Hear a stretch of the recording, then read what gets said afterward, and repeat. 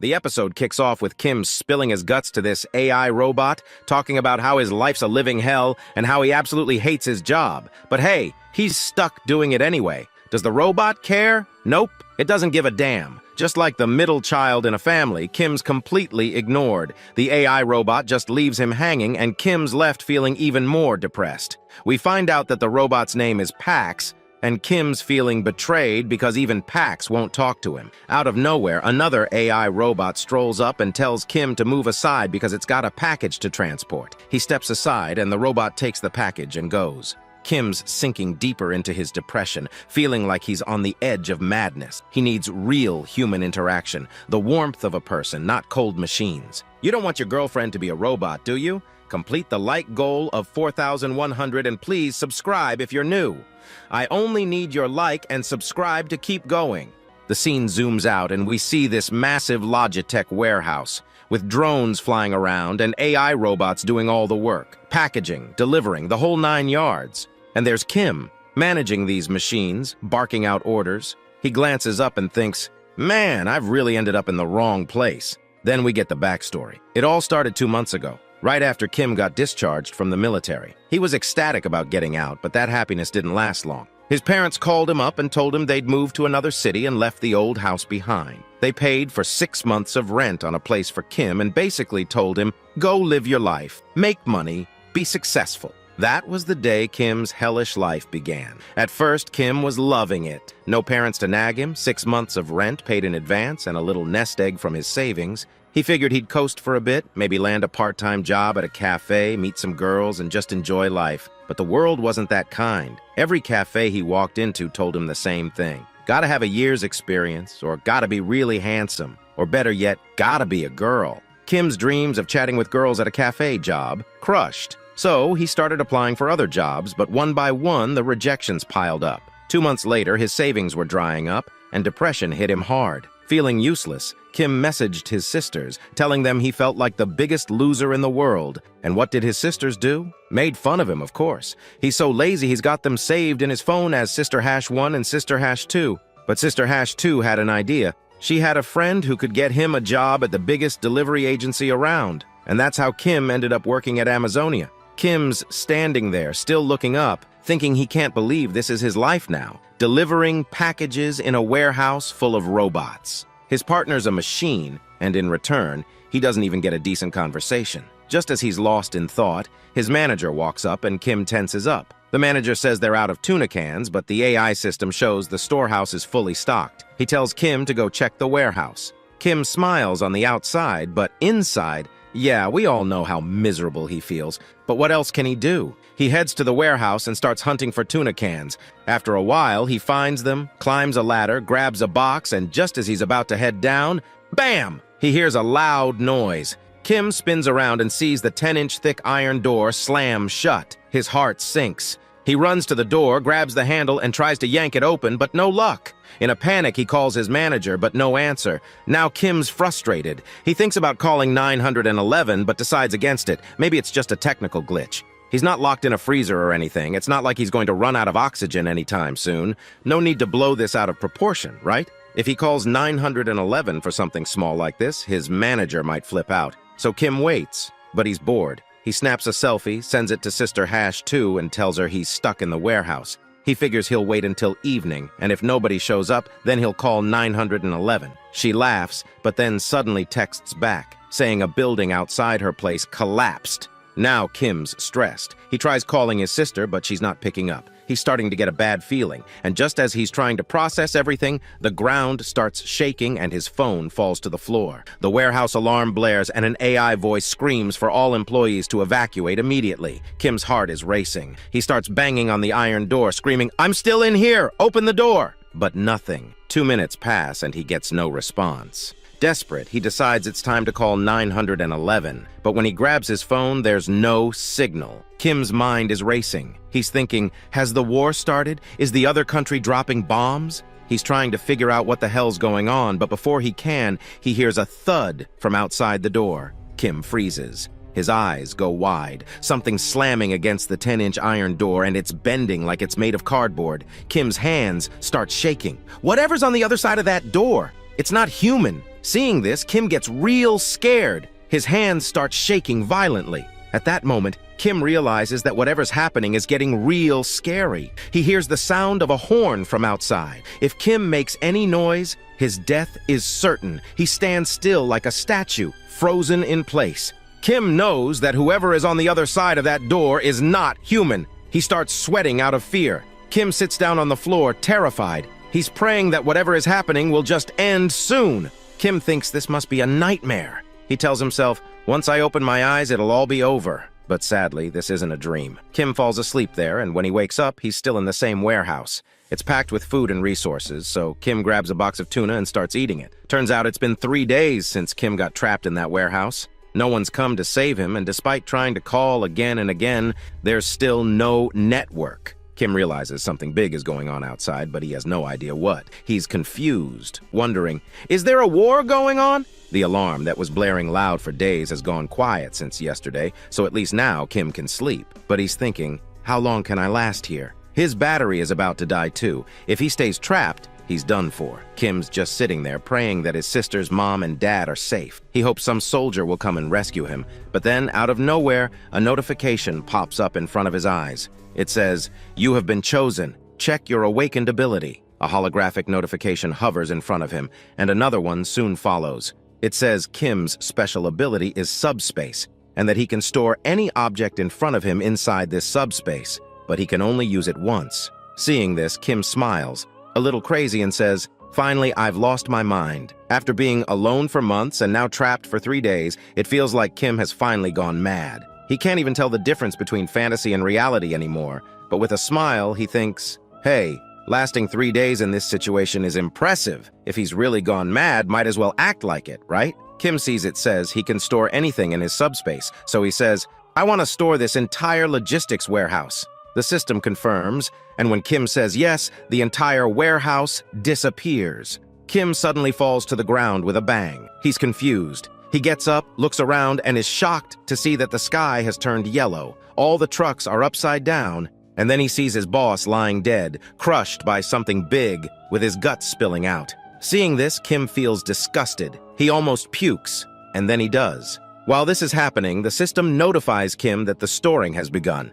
An operating system suitable for Kim has been found, but because he put such a big object in his subspace, it'll take time for the whole logistics center to be fully stored. We see a progress bar showing 6%, but Kim's too busy puking to care. Suddenly he hears loud footsteps approaching. Kim sees a huge shadow behind him. It's the same growling sound he heard when the doors were slamming loudly before. Now Kim knows there's a monstrous creature standing behind him. We see it, a 15-foot-tall orc with big teeth, red eyes, and blood all over its body, standing right behind Kim. He's drenched in sweat. Kim keeps telling himself, calm down. That noise could just be a gorilla or a bear. Maybe it's just a wild animal, right? Without looking back, Kim starts running, thinking, whatever it is, it's not focused on me yet. If I run, maybe I can get away. But as soon as Kim takes off, the orc growls loudly. Kim glances back, and as soon as he does, his eyes go wide, because a real monster orc is chasing after him. Kim starts screaming, running even faster, but his foot slips in his boss's blood and guts, and he nearly wipes out.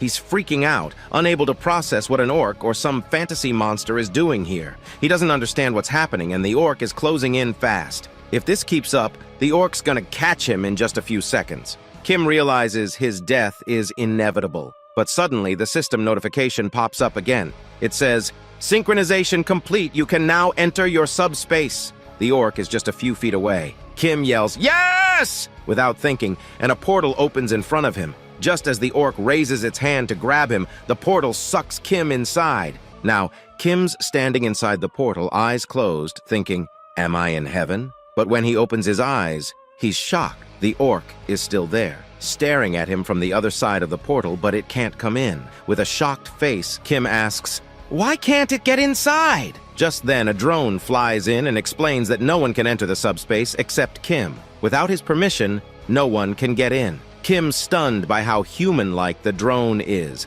He looks around and realizes he's standing in the logistics center where he used to work. Damn! Kim just unlocked Amazon. Domain expansion. Kim was confused and amazed. He asked the system, Did you really put the entire Logitech facility inside my subspace, or are the subspace and the warehouse merged? The system confirmed it. Yes, the entire place was now inside his subspace. The same robots were all there, moving like nothing happened. Then the system announced, "Since you've entered the subspace for the first time, you'll receive a reward for completing the tutorial." A 1-mana stone materialized in Kim's hand, but before he could even figure out what the hell it was, the monster outside started slamming against the portal. The noise startled him, and for a moment Kim almost forgot he was being chased by a fucking monster. The orc growled, drooling, staring at Kim with bloodlust. It couldn't wait to tear him apart. Panicking, Kim frantically shouted, "Are you sure the monsters can't get in?" The system calmly confirmed that nothing could enter the subspace without his permission. Then the system window flashed again, stating that the PAX Fulfillment Center was a 5-story building, covering 33,000 square meters. It had every product needed to improve customers' lives, with a shipping speed of 60 kilometers per hour and a shipment size limit of 2 meters per package. Kim blinked, just as clueless as we are, and muttered, "What the hell does shipping speed even mean at 60 kilometers per hour? But before he could make sense of it, the system further confused him, revealing there were only 2 minutes left until maintenance. "Wait, what?" Kim asked, confused and a bit worried. "Is the whole logistics center gonna shut down after 2 minutes? The drone confirmed this, but added that he could use the Mana Stone to supply energy and keep the facility running. Since Kim had just 1 Mana Stone, it would power the entire place for the next 24 hours. Kim was blown away by the efficiency of the stone, but the drone quickly explained that when the PAX Fulfillment Center was stored inside the subspace, the energy system had been modified to fit its new environment. "So this whole facility runs on Mana Stones?" Kim asked, skeptical. "Is this real, or is this just some sci-fi bullshit?" Before the drone could respond, the lights suddenly went out and the drone started flashing warning signals. The PAX system chimed in, explaining that the energy supply to the facility had been cut off, and if it wasn't restored soon, PAX Fresh products would start rotting. PAX Fresh was responsible for storing and delivering everything from fresh vegetables to meat, all kept in frozen and refrigerated conditions. Kim glanced back at the monster, glaring at him through the portal, and realized that the outside world was basically a war zone. In this situation, food was crucial for survival. With the freezers and refrigerators losing power, it was a huge problem. "Is the Mana Stone really a substitute for electricity?" Kim asked, not entirely convinced. The drone confirmed it, so Kim asked the next obvious question. "How do I get more Mana Stones?" The drone replied in a matter-of-fact tone, "You can obtain Mana Stones from beings of another world." Well, that wasn't exactly comforting. Our boy Kim was not thrilled at the idea of fighting some muscle-bound monster that could rip him apart like paper. "Use the Mana Stone for now," Kim sighed, giving in, and then he bolted into the facility to grab some weapons. Once inside, he picked up a handful of weapons, and the system flashed the price for each. He started worrying about running out of supplies if he just threw everything at the monster. Plus, he wasn't even sure if these blades could penetrate the monster's thick skin. So, he came up with a plan.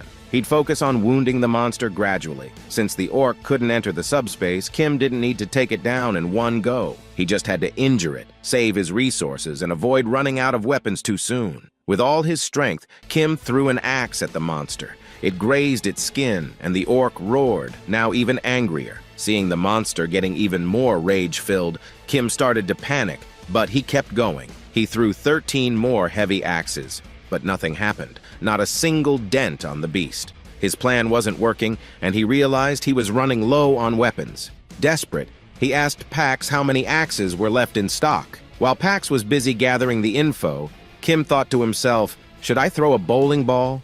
Maybe he should aim for the dangling flesh on the orc. Yeah, that might do some damage.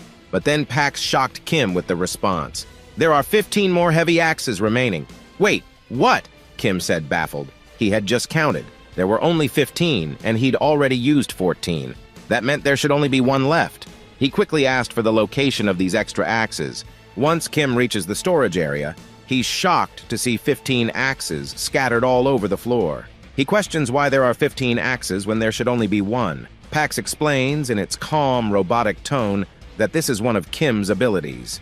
He can duplicate any item inside his subspace, except mana stones. This revelation hits hard. If what Pax says is true, then Kim has access to infinite stocks of weapons. The system confirms it, leaving Kim relieved. He doesn't need to worry about running out of weapons ever again. He could just toss axes at the monster all day long without depleting his stock. Feeling a bit cocky, Kim jokes to Pax, saying, "At this rate, my shoulder's gonna give out before this thing dies."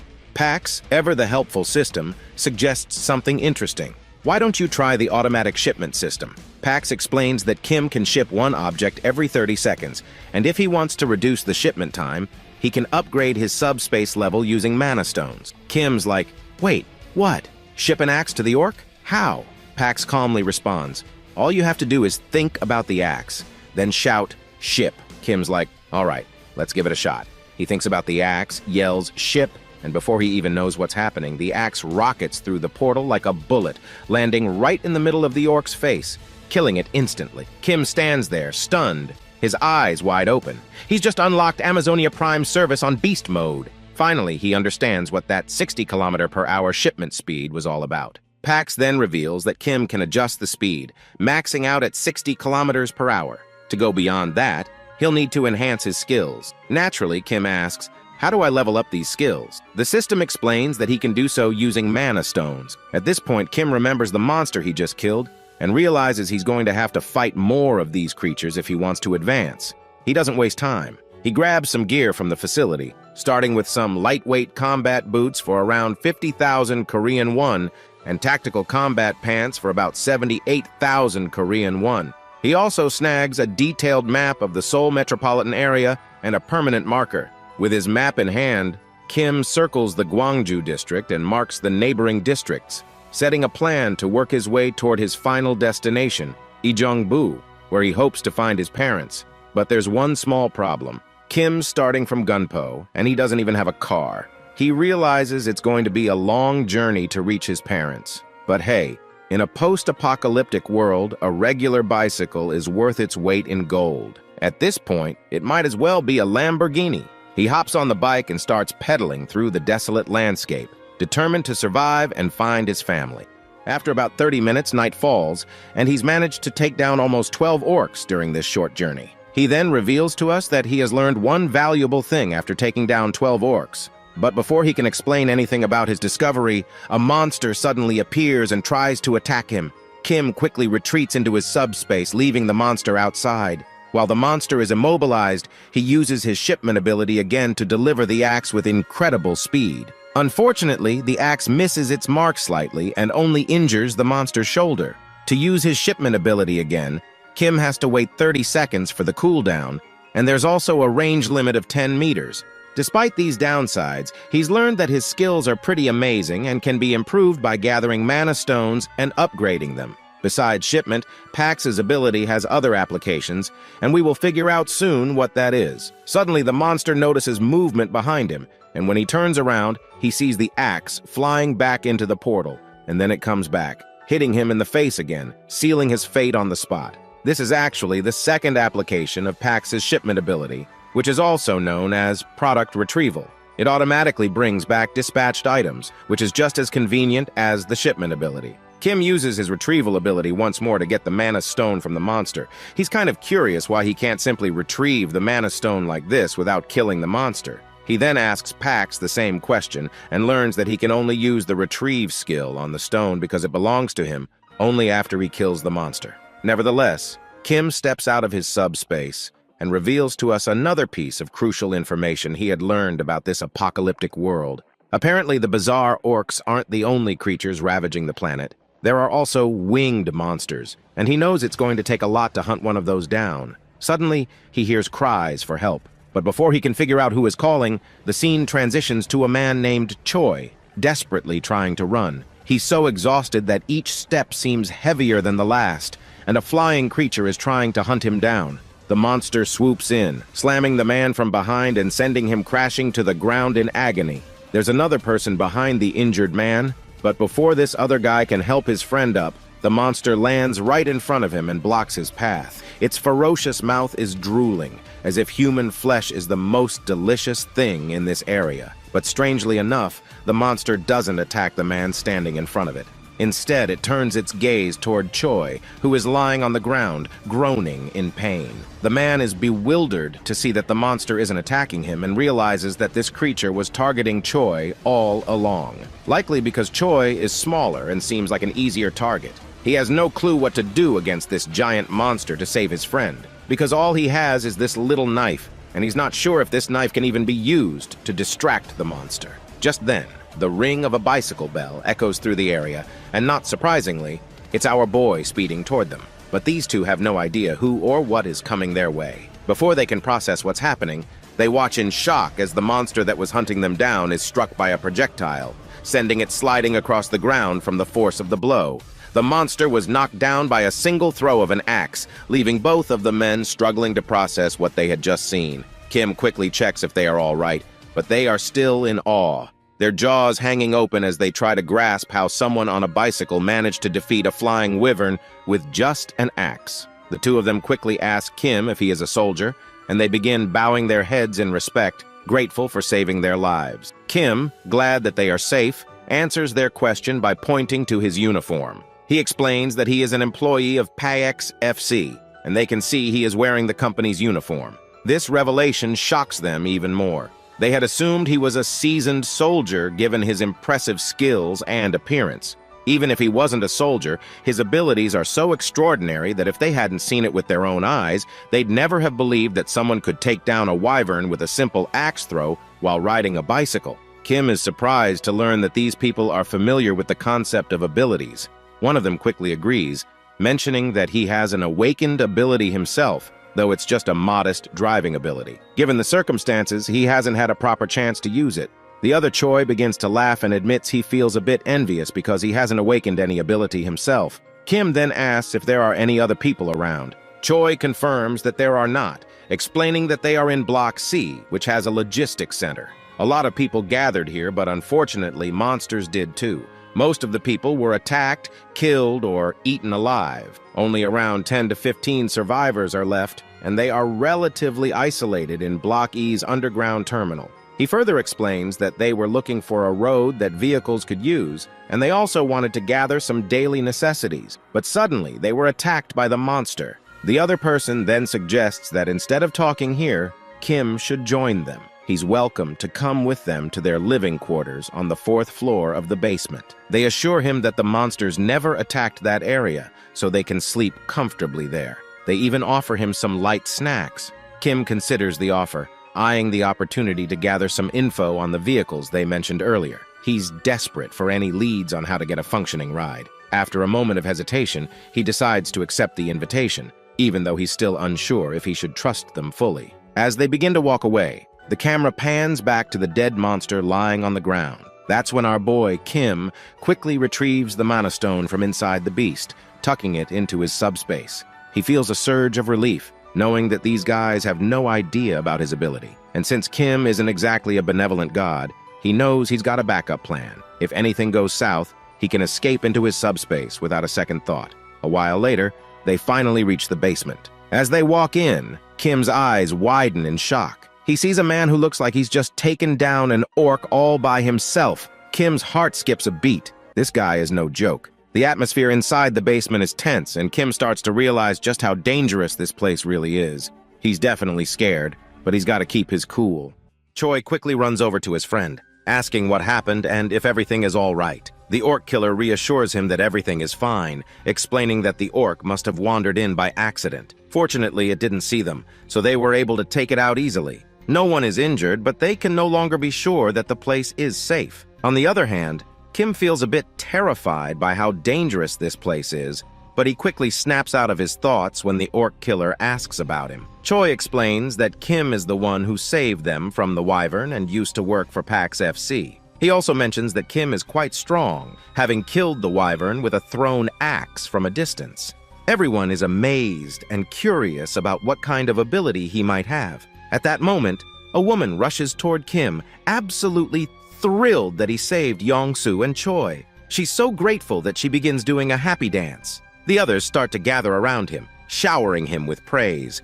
Kim tries to downplay it, saying he was just doing what he had to do. Just as our boy is getting so much attention, Choi tries to disperse the crowd, telling them not to tease the young guy. Just then, the orc killer speaks up, saying that everyone here has been working together for over 10 years, and that Yongsu and Byung-chul are like family to him. He's genuinely grateful to meet someone who saved his family and introduces himself as Lee Jin-mok, the center manager of Amazonia. He even bows his head in respect for saving his two friends.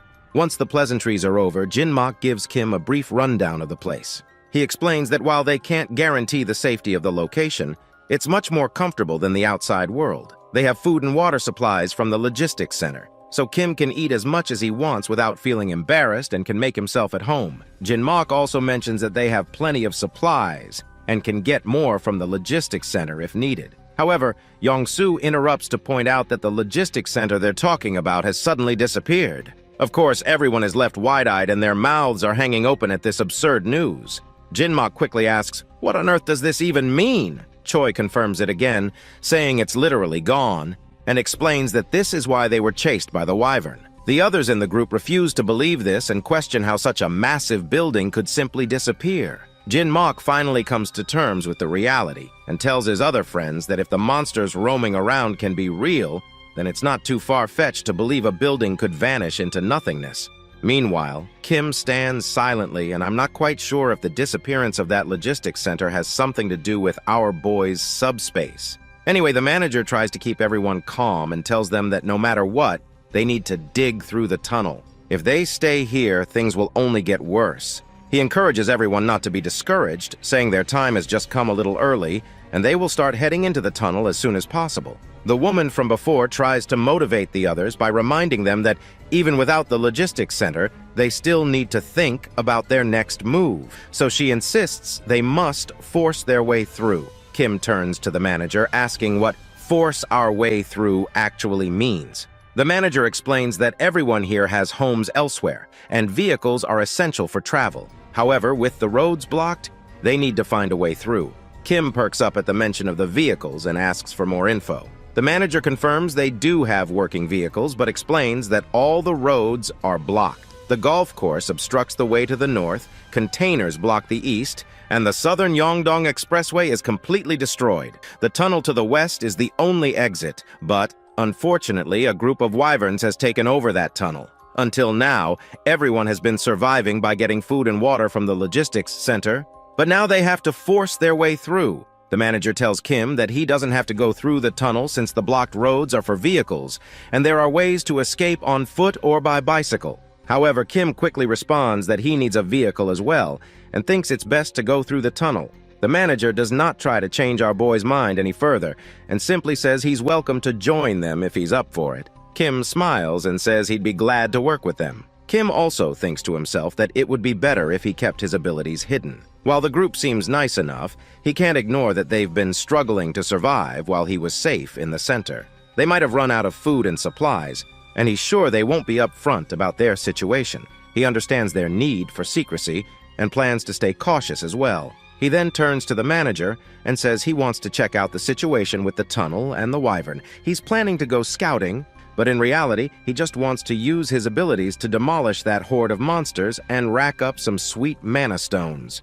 The scene then flashes back a little. After taking down a bunch of monsters, he's saved up 5 magic stones. With these, he can cut the cooldown on his shipping ability down to 5 seconds. That's when he sees 3 new shipping abilities. The first one is Precise Delivery, which, as the name suggests, locks onto the target and guarantees a hit. The second is Simultaneous Delivery, which lets him ship up to 2 items at once. The third is Automatic Delivery, which allows him to automatically deliver designated items, with the timing interval being adjustable. As cool as these sound, each one costs about 10 stones. And our guy is totally looking forward to seeing them in action, though he's still a bit unclear on what exactly automatic delivery does. In the present moment, he's grinning from ear to ear, thrilled that he saved up the magic stones and looking forward to his scouting mission to earn some more. Or so he thought. His dream of purchasing fantastic abilities is quickly dashed when he finds himself stuck with Yong-soo, one of the guys he had saved earlier. When our boy asks him why he's tagging along, Young-soo says it's too dangerous to go outside alone. Kim quickly reminds Young-soo that he was the one being chased by a wyvern, but Young-soo insists it doesn't matter because he can't let him go alone. Besides, he's confident that Kim will save him again if needed. Kim then remembers Young-soo mentioning he had awakened a driver's ability, so he asks him if he can see a message window or something like that. Young-soo says he hasn't seen any message window or anything like that, but he has a gut feeling that he has indeed awakened an ability. It just hasn't fully matured yet. Well, this info isn't exactly reassuring to Kim, and he's starting to feel pretty worried. As night falls, their bike zooms down the road at insane speeds.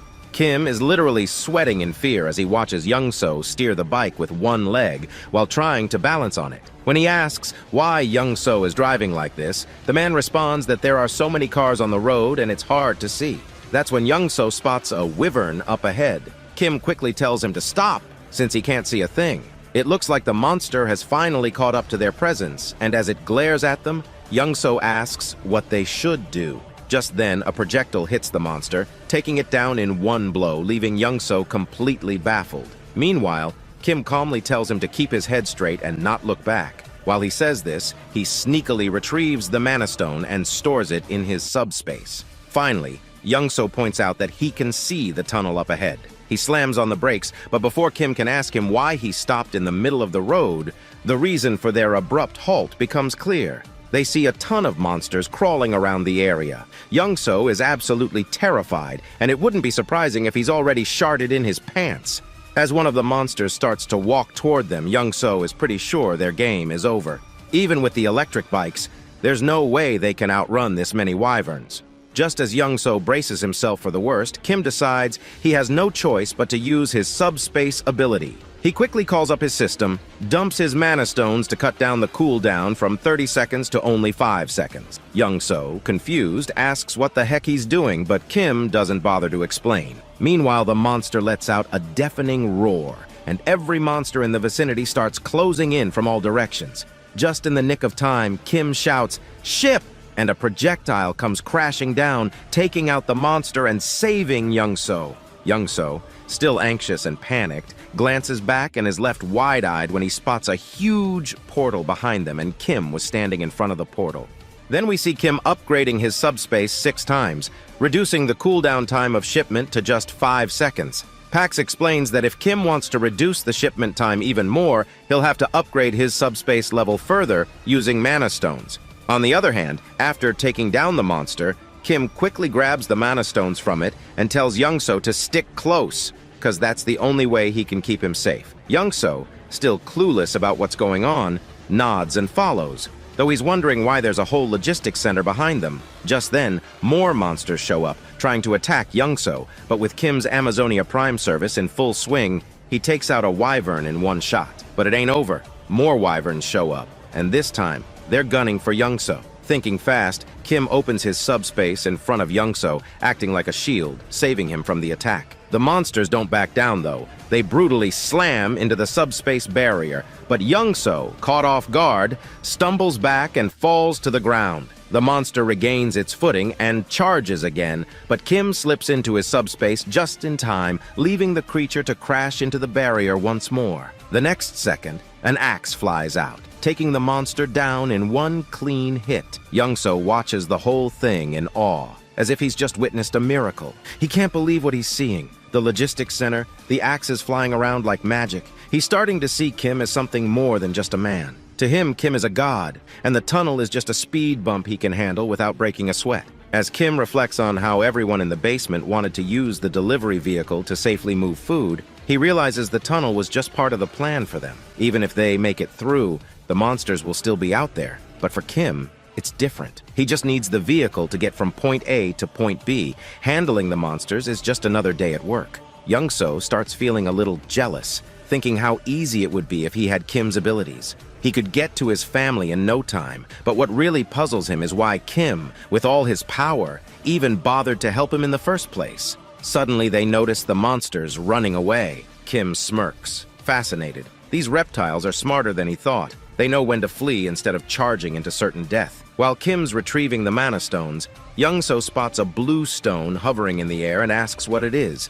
Kim, confused, asks, You've never seen a mana stone before? Youngso shakes his head, so Kim explains that he uses them to enhance his abilities. Now Youngso gets it and wonders if he'll ever get a chance to try one himself. Suddenly, Kim understands why Youngso didn't even think to extract the mana stone from the orc. They didn't even know about them. Youngso, still processing everything, points out that with Kim's abilities, he could solo the entire tunnel single-handedly, so why bother coming down to the basement and meeting everyone? Kim, realizing his secret was out, stands there with an awkward smile. Youngso, misunderstanding that look, thinks Kim's real intention was to steal their resources. Kim quickly corrects him. No, I just came to check things out, see if there were people I could trust after the world went to hell. I didn't plan on clearing the tunnel, I just wanted to see if it was doable. Youngso apologizes for assuming the worst, but Kim reassures him there's no need to worry. I didn't know the way to the tunnel anyway, so if I'd come alone, I wouldn't have made it through. You helped more than you know,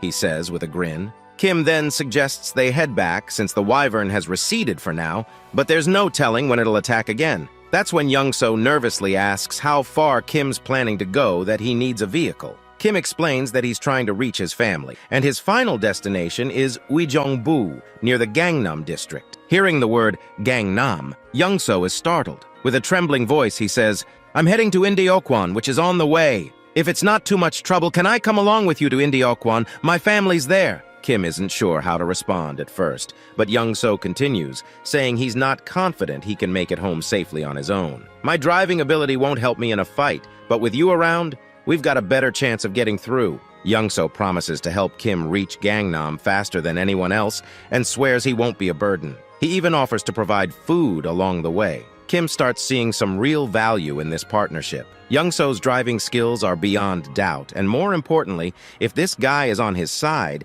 he won't spill the beans about Kim's abilities. It's a win-win situation because Kim fears that if his abilities became known, there's no telling what people might do, maybe even try to assassinate him, though that might be overthinking it. Still, better safe than sorry. So all in all, Kim finally gives Youngso the green light to tag along, and Youngso perks up like a kid in a candy store. Kim then tells him he'll handle the tunnel and makes it clear that Youngso should keep his abilities a secret. He even asks him to make sure everyone else stays out of his way. Youngso eagerly agrees, promising to ensure that everyone cooperates. He's super positive about it, ready to do his part. But things don't go as Kim hoped, because that foolish guy went ahead and told everyone that Kim would be able to break through the tunnel on his own, using his awakened abilities. All they need to do is wait outside until he's done, and then they can move forward. Kim is left wide-eyed and clueless, seeing that Youngso just spilled the beans on what was supposed to be a secret. The others are astonished by this news and are eager to see how Kim is going to pull it off. Youngso, on the other hand, is more than happy to explain, while Kim curses his rotten luck, realizing he's now in a tough spot. In the end, Kim steps up and says that by tomorrow morning, he'll have the tunnel cleared for everyone to leave. In his mind, helping them is the best plan he has, considering they still have food supplies, which should keep things relatively calm. Once the supplies run out, chaos will likely erupt among everyone, so it's wise to clear the tunnel and ensure everyone can leave safely. That's when the manager calls out to Kim, saying he won't pry into his abilities or ask any questions about them. Instead, the manager respects him for the decision he has made to help everyone. He offers some food supplies from their reserves to Kim, which leaves him quite taken aback because this much generosity is just too much. The manager explains that since Kim risked his life to scout the tunnel, all they can offer in return is a bit of food. Now that he's even clearing the tunnel for them, they feel they can't repay him enough for his kindness. They apologize, saying all they can offer right now are a few words of gratitude. Kim tries to explain that he did it for himself because he wanted to, and that they shouldn't have to go to such lengths to help him. He insists that the food must be meant for their families and tells them to keep it. Youngso, however, steps in and tells Kim to just take it, and further points out that rejecting the food would be too harsh for everyone involved. Youngso also reminds Kim that he has a family too, just like everyone else. At that moment, Kim sees how excited everyone is to reunite with their families, and it makes him feel a pang of sadness because he doesn't want to let them down. As everyone enjoys their time together, the next day arrives. When they finally reach the tunnel entrance, Kim tells everyone to stay back. He then starts pedaling his bike into the tunnel, determined to clear it out and come back. As he gets closer to the tunnel, he begins to spot the monsters. But before we see him battling them, the scene flashes back to his childhood. We see young Kim with a sore eye from a fight with his sister. He complains about it to his father, which leads to another argument with his sister, and they eventually start beating the shit out of each other in front of their father. That's when his father points out how close they seem to be. His father reflects that he was an only child, so he always envied the bond between siblings. He tells them that they have no idea how envious he is of their relationship. And even though they may argue now, they'll soon realize how truly precious family is. Suddenly, their mother bursts into the room, leading to a hearty argument between their parents. It's at this moment that Kim feels the warmth of family. The scene then transitions to the previous night, where Kim is recalling all these moments with his family after seeing how everyone is overjoyed at the prospect of finally reuniting with their families. Knowing that Kim would clear the path for them, they spent the entire night like that, basking in the warmth of anticipation. When midnight strikes and everyone falls asleep, Young-so wakes up to use the bathroom. Noticing that Kim is missing, he heads outside and asks the patrolling guards about him. They report that Kim said he was going out for some fresh air a while ago. He then walks further and looks around and finally spots Kim. He quickly asks why Kim can't just sleep, and Kim replies that he can't sleep here. Just as Young-so looks ahead, he is absolutely boggled out of his mind to see that the entire vehicle is filled to the brim with food and supplies. Young-so finds this ridiculous and quickly asks why Kim is giving away so much stuff. Kim just casually mentions that he only loaded about half to avoid making the vehicle too heavy, but this amount should be more than enough for everyone. Young-so is even more astonished when Kim says this is the last vehicle he had to load. The realization hits Young-so quite hard because if this is the last vehicle, then Kim must have packed the other 15 vehicles with the same amount of supplies as well. Kim quickly tells him to keep this a secret from everyone else. Young-so, however, points out that if Kim is giving away all of this stuff, what will they use during their journey? Kim just casually says they still have plenty of supplies left. Young-so is left astonished to hear this, realizing that the amount of supplies Kim just generously gave away is more than what you'd find in an entire logistics center. He can't fathom how much Kim must have in stock to give away so much. We return to the present, where Kim is effortlessly demolishing monsters like it's no big deal. As he fights, he thinks about how much easier it would be if he could just put all the people into his subspace and carry them to the other side. Unfortunately, his system states that with the current subspace level, it's not possible. But if he achieves subspace level 2, he could accommodate up to 20 people. To reach that level, he'd need to gather at least 100 mana stones. Kim quickly does a mental tally and notes that there are at most about 40 monsters, with a few running away. Given the numbers, leveling up here isn't feasible. He still needs to think of another way to level up, because he eventually wants to put his own family into the subspace. Suddenly, Kim notices something unusual among the fleeing monsters. A closer look reveals a jacked-up version of a wyvern, and I can tell this is some kind of boss-level monster. Even Kim isn't sure what he's dealing with. We finally cut back to the outside, where everyone is anxiously waiting for Kim to come out. Some are starting to worry if he's okay inside that tunnel. Then, they finally spot him emerging from the tunnel, effortlessly pedaling his bicycle like he's just out for a casual ride. His uniform is smeared in blood, and the group looks on anxiously. But they soon breathe a sigh of relief when they see a smile spreading across our boy's face. They burst into a joyful dance, celebrating the successful completion of their mission. Looks like it's finally time for everyone to part ways and reunite with their loved ones. They express their gratitude to the manager for sticking with them until the very end, hoping he gets home safely as well. Kim hints that if they run into any trouble, they should try opening the cargo hold, as he has prepared a little gift that might be helpful. Everyone is intrigued and curious about the gift, but they eventually get into their respective cargo trucks and start making their way through the traffic. Once they cross the tunnel, they wave their goodbyes one last time and head down their separate road. We then see Kim sitting in the passenger seat, still preoccupied with the monster he saw in the tunnel. He's unsure if it was actually a wyvern,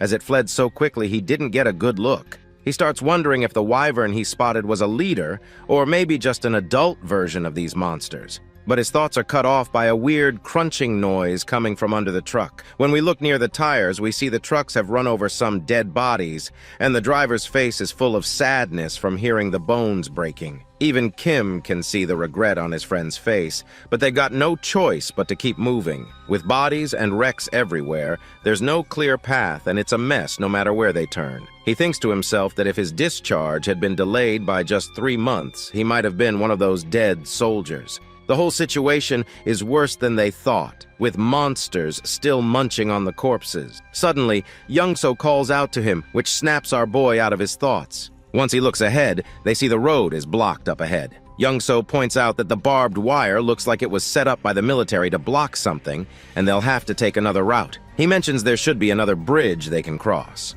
But that's when Kim spots something at the end of the blocked bridge. As we take a closer look, we notice a new type of monster we've never seen before. Now it finally makes sense what the military was trying to block. While Young-so is panicking and considering turning the car around, our boy sees this as an opportunity to level up his subspace. He then notices a narrow sidewalk on the road, perfectly blocked on both sides. He quickly tells Young-so not to turn the car around and asks if he can pass the vehicle through that sidewalk. Kim explains that he's come up with a good plan to get through this situation without having to turn back, and he's thrilled about pushing the truck through a literal pedestrian sidewalk. Young-so is shocked by such a suicidal choice, especially when an orc appears in front, scattering the mutant hounds. The monsters don't seem to be friendly with each other at all. Even though the orc has the advantage in size and strength, the mutated dogs are simply more numerous. The poor orc doesn't stand a chance against such a hungry pack, and their hollow mouths don't stop them from tearing flesh. Kim and Young-so can only watch the blood and flesh flying in every direction. Poor Young-so is really scared, and even though he knows Kim's abilities, he's doubting the sanity of going straight through.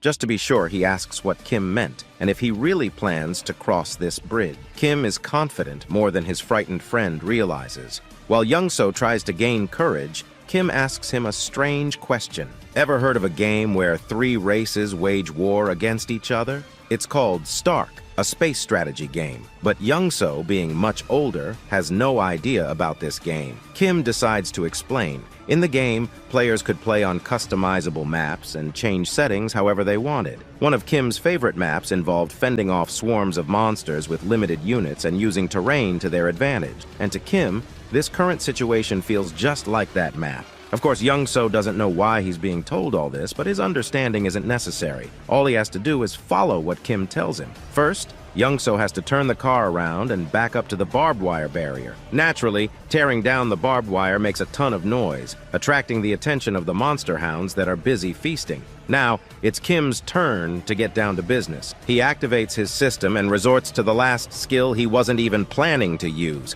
but now's the perfect time. He unlocks the auto-ship skill by spending 10 magic stones. He immediately asks Pax to use all his remaining magic stones to increase the shipping speed. Pax did so without delay, and now the shipping speed had increased to 100 kilometers per hour. Now that everything was ready, Kim could invite the mutant hounds that had been eating the orc to come at him. After a hearty lunch, it's playtime. The unsuspecting dogs rushed forward, but they didn't make it in time. The double-door refrigerator quickly demolished them completely. As you can see, this game was not fun for the hounds. It didn't end with the first refrigerator. More and more came after it. In just a few seconds, Kim received 12 magic stones, and he was very happy about it. The reinforced shipping range and delivery had been improved while he was still clearing the tunnel. Kim might be throwing axes instead of refrigerators now, and together with the recently improved precision delivery, it could be quite effective. But while using precision delivery last time, Kim found out that this skill doesn't track the target all the way.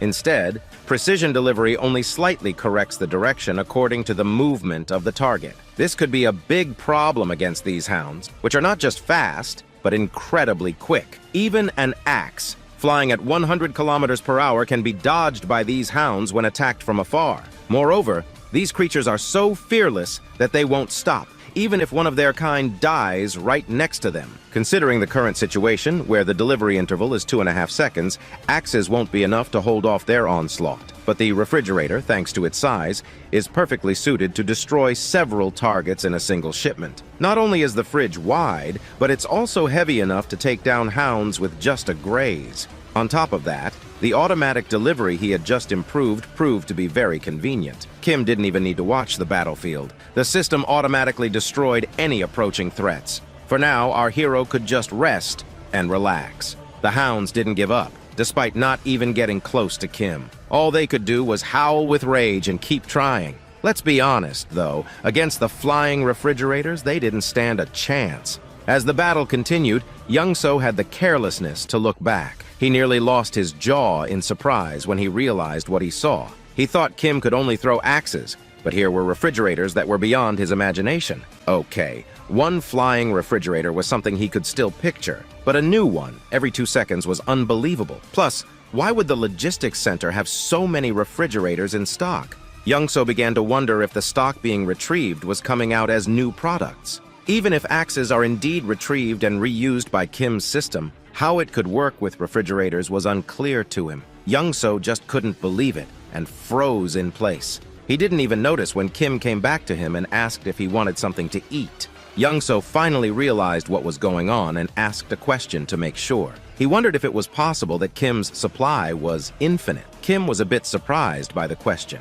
He thought Young-so had figured it out a long time ago, but he was wrong. All this time, Young-so had thought Kim was collecting axes after using them to recharge them, and couldn't even imagine that he actually had an infinite supply. In fact, Kim did indeed collect the axes after use with the system, but only so that they wouldn't lie on the road and accidentally injure someone. Hearing this didn't make Young-so feel any better. He still couldn't believe that items could be infinite. When he came to his senses a little, our hero asked again what he wanted to eat. Young-so had had a difficult day of emotional turmoil, so a Coke Zero and a donut were more than enough for him. While they ate quietly, the delivery system behind them was mercilessly scattering hounds. Young-so was a little ashamed of his stupidity and how he had underestimated Kim's abilities, but he was still grateful for the food, even if it was infinite. Our hero was only happy to share, and was also grateful to Young-so for his trust from the beginning. Now, if Young-so needed anything, he should just let Kim know. Kim had almost everything in stock, but Young-so wasn't in a hurry to overuse someone else's generosity. He had enough of what Kim had done for him, clearing the way of monsters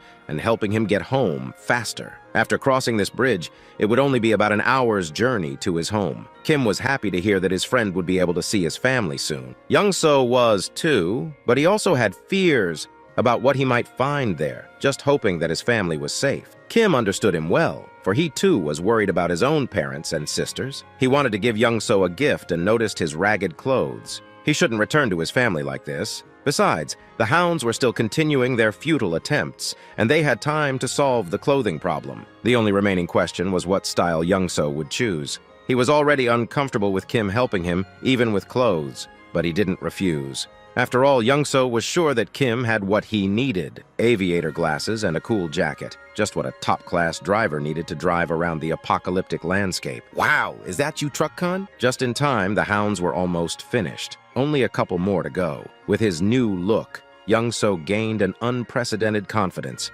and sure of the truck's durability, he decided to head out right away. His movements were fast and precise. Even Formula One drivers would envy him. Kim barely had time to grab on tightly before Young-so slammed the gas. The remaining hounds didn't even try to stop them as they drove straight down the narrow road. Young-so was lightning fast when it came to anything about driving. At this rate, he only needed 20 minutes to drive home. But Kim had to hold on tight. The truck flew down the broken roads like it was on a highway. Poor Kim shouted in vain for Young-so to drive slower, and it looked like he was about to throw up. Luckily, his suffering wasn't long. They finally arrived at Young-so's house, or rather, what was once his home. Now it was a ruin. Young-so stands outside his house, staring at the broken-down buildings from the window. The destruction is brutal, and in his mind, he's trying to convince himself that these buildings were old. That's why they fell apart. But deep down, Young-so's hand is trembling. He's standing in front of his own door, scared out of his mind, afraid of what's on the other side. He's thinking, what if my family isn't there? What if I open this door and find their bodies? His fear is suffocating. He keeps repeating to himself that they're safe, that he'll open the door and everything will be fine. But his hands won't move. He's too paralyzed to turn the handle. Kim, standing behind him, watches and knows exactly what's going through Young-so's mind. The man drove like a madman, clearing what should have been an hour's drive in just 20 minutes, all for the hope of reuniting with his family. It shows just how desperate he was to get here. But now, face to face with the possibility of finding something horrible, Young-so can't move. Kim understands. If it's a corpse he finds behind that door, Young-so might as well die too. Kim knows Young-so won't be able to open it, so he steps up, places a firm hand on Young-so's shoulder, and offers to open the door for him. Young-so freezes. A mix of frustration and fear painted across his face. Then, almost on the verge of crying, he begs Kim to do it. Kim, knowing that no one ever wants to confirm their worst nightmare, slowly steps forward. If Kim were in Young-so's shoes, he'd be terrified too. He'd want someone else to open the door for him. So turning back one last time, Kim tells Young-so that he's going to open it. Before Kim can even touch the handle, though, the door swings open from the inside. Both Kim and Young-so freeze in shock. Young-so's eyes widen as he sees his wife and daughter standing there. His wife calls his name in a soft, warm tone, and his daughter cries out, "Daddy!" Young-so's wife starts crying, and before you know it, Young-so's breaking down too. He runs to them, and the three of them hug, tightly as if they'll never let go. It's a raw, emotional moment. Kim, standing a few feet away, just watches, giving them their space. Through the tears, Young-so asks his wife how she knew to open the door. She explains that she heard voices from outside and saw him standing there through the peephole. That's why she opened it. His daughter, still crying, blurts out, "Dad, I hate you! Why did you make me wait so long? I was so scared!" After a while, Young-so's wife finally notices Kim standing in the background. She asks, "Who's this?" It's only then that Young-so remembers Kim's presence. But before he can explain, Kim's vision starts to blur, and suddenly, bam! He collapses to the ground. Young-so shouts, calling out to Kim, but Kim can't hear anything. His body is shutting down. He hasn't slept properly in 3 or 4 days, and the exhaustion finally caught up to him. The darkness overtakes him, and Kim slips into a dream. In the dream, he's hit by brute force, but it's not a punch, it's a pillow. And standing there, holding the pillow, is his elder sister. She swings it at him, knocking him to the ground, and Kim shouts at her, asking why she hit him so hard. "It hurts!" he complains. But his sister just looks at him, annoyed, and says, "What do you mean hard? That was a soft hit. You're such a crybaby." She's unbothered, brushing it off like it was nothing. Meanwhile, Kim is ready to run to their dad and tattle on her. He storms off, determined to complain to their father, but his sister couldn't care less. She stands tall, holding the pillow like a champion, declaring she's won the pillow fight championship of the month. Suddenly, the scene shifts. Kim's dad is sitting with him and his younger sister, trying to mediate a sibling argument. He calmly explains that family, as annoying as they can be sometimes, is precious. One day, Kim will realize just how lucky he is to have them, and how much love there is in those sibling squabbles. Kim's father reminds him that no matter how much they fight, the bond they share is something to cherish. After that, Kim's mom storms into the room, scolding Kim's dad like it's her job. She's frustrated, telling him she asked for help with dinner, but here he is, just chilling. The scene cuts to the whole family sitting around the dining table, eating delicious food, laughing and sharing stories. As they sit, Kim's mom calls out to his older sister, Soil. You can tell she's suspicious as she questions Soil about always being on her phone. With a raised brow, she asks if Soil's got a crush on someone. Soil, looking all nervous, brushes it off, explaining she's still in middle school, and it's just her friends texting her nonstop. That's how things roll these days. From the outside looking in, this family is lovely, pure peace and joy. Kim's dad, who can't help but jump into the convo, starts talking about how Soil is into boxing and tells her there's a sports club at Young Korean Middle School she should check out. With a smirk, Soil confesses that the only reason she picked that school was for the boxing club. Meanwhile, Kim's ears perk up at the mention of middle school. Fast forward a year, and we see Kim has joined the same middle school as Soil. He's hyped, ready to make new friends and have fun, but things take a hard left. Nothing goes as planned. Instead of making friends, Kim finds himself being bullied, day in and day out by the seniors. They beat him, mock him, and Kim, being a crybaby, doesn't fight back. He just takes the hits day after day. But one day, someone steps in. Soil, his savage older sister, rolls in like a storm. With a creepy, deadly look, she grabs one of the bullies by the hand and with one punch, breaks it. Kim is beyond happy to see his sister, his savior. But that joy doesn't last. Soil, annoyed by how weak her little brother is, announces that from that day forward, Kim's training begins. And so begins Kim's hellish days of being trained by his devilish sister. The training is brutal, but it works. Soon enough, no bully dares to mess with Kim again. For a while, the life seems all right. Kim makes friends, has fun, and cruises through middle school. But as time passes, we see his younger sister land a job at a nursing school, leaving Kim and Soil both shocked, while Kim is chilling on his PS5, barely keeping up. Then comes the moment that flips his world upside down. Kim's dad walks in, telling Kim the time has come. Kim doesn't get it at first, but when it hits hard. It's time for his military enlistment. The family is worried, even though Kim tries to act tough. On the outside, he's all big man, but inside he's crying. He doesn't want to leave his family behind. And after that, well, we all know how it played out. Then slowly, Kim's eyes flicker open. He's confused, a bit scared. He's lying in a bed, unsure of where he is. He remembers being unconscious, standing outside Young-so's door, meeting his family. But everything after that, blank. He has no memory. His mind races. Has Young-so betrayed him? Instinct kicks in and Kim opens his portal, pulling out a heavy axe, gripping it tight. Then, out of nowhere, a warm, polite voice interrupts his thoughts. Kim turns, startled. He sees Young-so's wife and his daughter sitting at the table eating. They glance at him, confused as hell. Kim finally snapped back to reality, blinking and looking around, realizing he was in Young-so's house. He turned his head and noticed Young-so, completely knocked out, sleeping peacefully. Then it hit him. He had straight up passed out outside the door. Young-so's wife had said he collapsed and had been out cold ever since. Man, he must have been more exhausted than he thought. Kim glanced down at the heavy axe in his hand, and for a second, he couldn't even remember why he was holding it. What was he thinking? He quickly stashed it back into his portal, making sure no one saw it, especially Young-so's wife. She didn't need to know about that. He asked how long he'd been sleeping, and she mentioned it had only been a few hours. Then, without warning, the mood shifted. Young-so's wife, with that soft, warm smile, started thanking him, telling him how grateful she was for everything he did. Kim could feel the weight of her words. How he helped Young-so, saved his life, and brought him back home safely. The gratitude in her eyes, the way she bowed her head, it made him a little uncomfortable. Kim wasn't used to this. He felt a bit awkward, nervous even, and he just wanted to brush it off like it was no big deal. He thought about how Young-so had helped him, too. It wasn't like he did everything alone. But then, just as Kim was about to push it aside, Young-so woke up. Still groggy but determined, he jumped in to back up his wife, insisting that Kim had done more. Young-so made it sound like driving Kim here was nothing compared to how Kim had saved him over and over again. To Young-so, Kim was a straight-up lifesaver. Even if Young-so hadn't been there, he figured Kim would have made it here on his own. But then Young-so's wife switched gears, saying they all had to be hungry. And with that,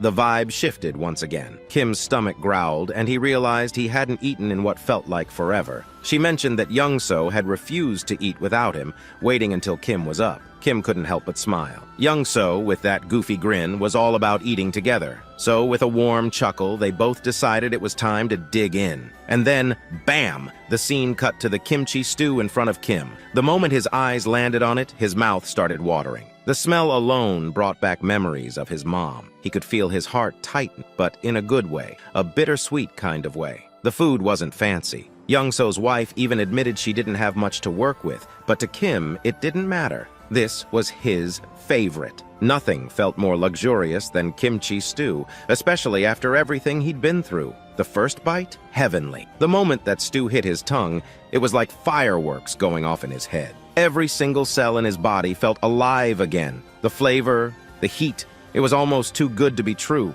And just like that, it took him back. Back to when he used to eat with his family. Back when things were simpler. But then, as the meal wrapped up, Kim felt a wave of sadness. For the first time in 3 months, he'd had a meal that reminded him of home, of family, and it made him ache. He missed them so much it hurt. Young-so, noticing Kim's quiet sadness, brought the conversation back to their journey. He mentioned that their next stop was Gangnam, and suddenly Kim paused. The realization hit him, and in that moment, he was shocked. Kim couldn't understand what Young-so was saying at first. The whole thing just felt off. Then Young-so explained it all. He'd already talked this over with his wife. Once she heard about Kim's situation, she insisted that since Kim had helped Young-so reach his family, Young-so should do the same for him. Kim was still feeling confused, though. Even if Young-so took him to Gangnam, how would Young-so get back safely on his own? They stepped outside to clear their heads, and that's when Young-so broke down the full plan. He'd drive Kim to Gangnam in his truck. Then Kim would have to leave his electric bike with Young-so.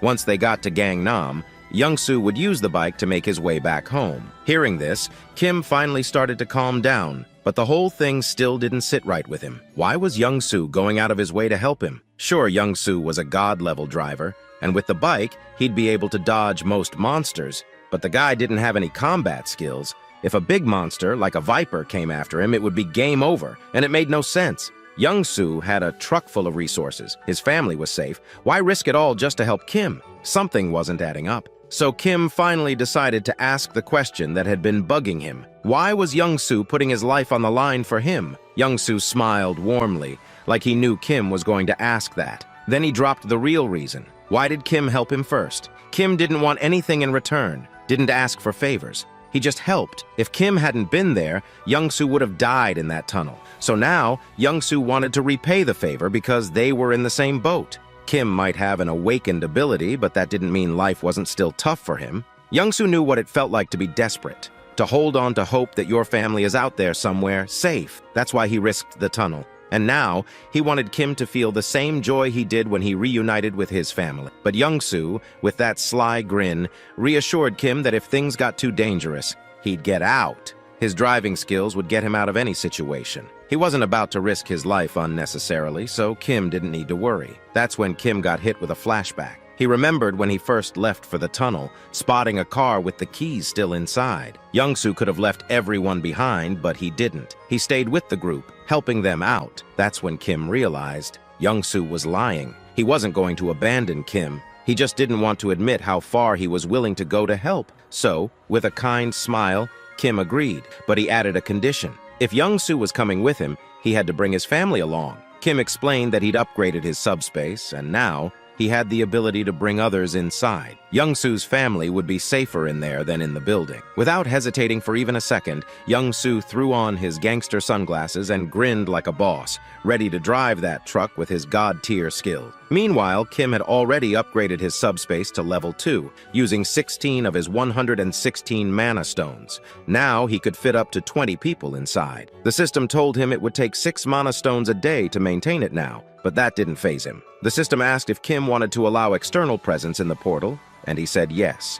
Moments later, Young-soo, his wife, and his daughter entered the subspace. The look on their faces said it all. They were speechless. The Logitech Center was massive, stocked with endless resources. Kim called out to Pax, introducing him to Young-soo's family, and Young-soo told them that if they needed anything, Pax would handle it. Everything was infinite. They could use whatever they wanted without hesitation. Kim's wife looked absolutely shocked. It was like she couldn't believe what she was hearing. Meanwhile, Kim told them he had some business to take care of, so they should just enjoy themselves. The place was theirs for now. After that, Young-soo turned to his daughter and asked if she wanted to play princess with Daddy. They looked so happy together, and Kim couldn't help but smile as he watched them. Then, something else happened. Kim's new ability unlocked. A laboratory where he could combine, classify, and transform any registered item in his subspace. And just like that, the possibilities became endless. Kim sat there, his mind racing as he wondered if his abilities were truly what he thought they were. He remembered the first time his ability unlocked. It was called subspace. Back then, he could store anything he wanted. If he stored an apple, that apple would be in his subspace for life. But then, by some crazy accident, he ended up storing the entire Logitech Center in there, which completely upgraded his ability. His subspace merged with the Logitech Center, evolving his powers even further. Now, no one could enter his subspace except for him. But that wasn't the wildest part. The Pax AI from the Logitech Center, yeah, that merged with his system too. Now, those cold mechanical AIs had developed human-like emotions, and just when he thought it couldn't get crazier, the mechanisms from the Logitech Center, like shipment, evolved. Now he could launch items at 100 kilometers per hour. Subspace alone was insane, but with the addition of Pax AI, it was a whole new level of madness.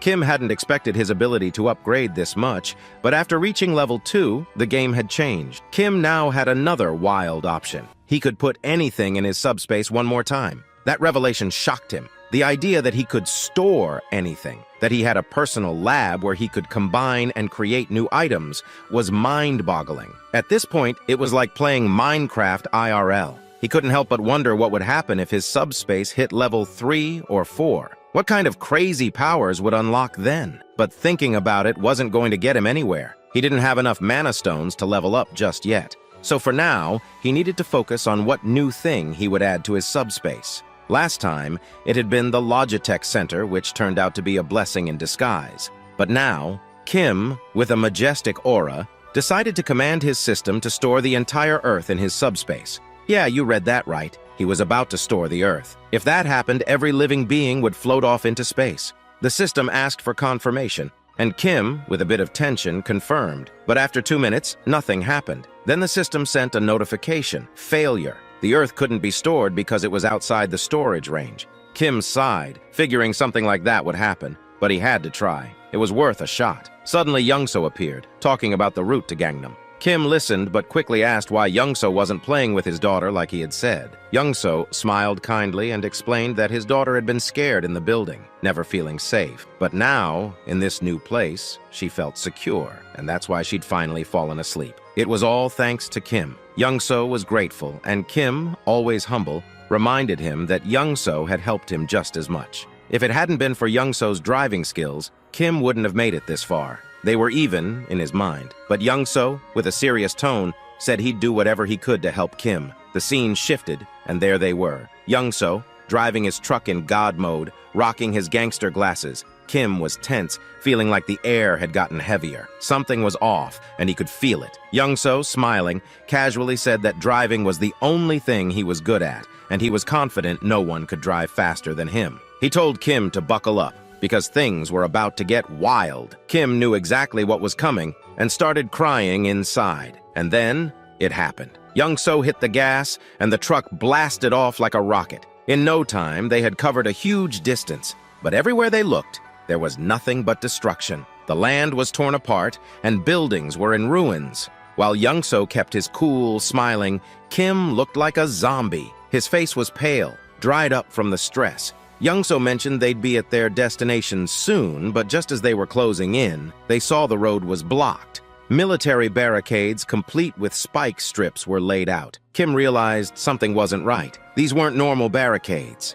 As they looked closer, a military jeep approached, but the people inside didn't look like soldiers. Kim tensed up, serious now. Those men, they weren't military, they were coming for trouble. Kim knew if they tried to escape, they'd be gunned down. Youngso asked, tense, what they should do. Kim opened his portal and told Youngso to get in. He'd handle the rest. Without hesitation, Youngso slipped into the portal, and Kim prepared to face whatever came next. Kim stood by the truck, eyeing the 3 guys stepping up with guns in hand. They strutted up like they owned the place, barking orders. One of them, all muscle and no brains, had the nerve to tell Kim to get out of the truck. Kim, barely holding back a smirk, just stared them down with a deadly glare. Without a word, he stepped out. They popped open the back of the truck and were shocked to see it packed with food. Their eyes lit up, like they hit the jackpot. They turned to Kim, asking if all that food was his. Kim, calm as ever, just nodded. But the musclehead stepped up, flexing his authority,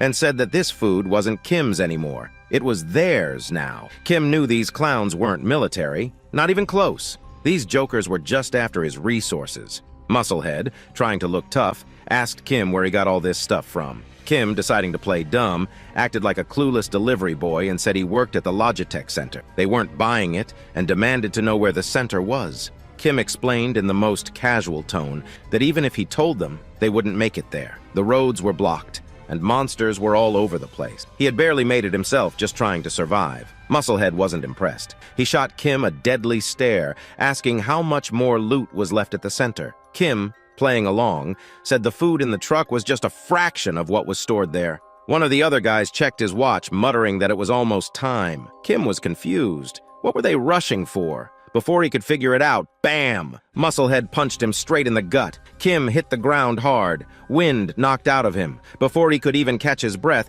the ugly fatso behind them slapped a cloth over Kim's face, knocking him out cold. Next thing, Kim woke up in a dim room, tied to a chair. His vision was still blurry, but he saw Ugly Fatso sitting in front of him on some wannabe commander's throne. A body lay on the ground nearby, blood pooling around it. Clearly a dead soldier. Kim quickly put it together. These thugs had taken over the military base. Ugly Fatso started talking, explaining how they'd killed off the military and made themselves the new bosses around here. Turns out they'd been fighting Vibrants. flying monsters that came every day at 6 p.m. sharp. The military had tried to fight them off with guns, but nothing worked. So they recruited people like Ugly Fatso and his crew. But when the military couldn't keep up, Fatso and his gang just wiped them out. Now, Ugly Fatso was the self-proclaimed commander. He made it clear to Kim that he hadn't killed him yet only because he needed him. Kim's job? To go back to the Logitech Center with some of Fatso's guys and raid it for resources. If Kim succeeded, maybe, just maybe, Fatso would let him join their gang and protect him. Kim had heard enough. Annoyed, didn't even begin to cover it. He was beyond done with these clowns. He stood there, pissed, thinking about what to do next. Then it hit him. This military base would make the perfect addition to his subspace. Without a second thought, he ordered Pax to store the entire Joint Commander Communication Headquarters into his subspace. Fatso didn't even realize what was happening. He sat there, confused, as the entire military base around him disappeared. 1 minute it was there,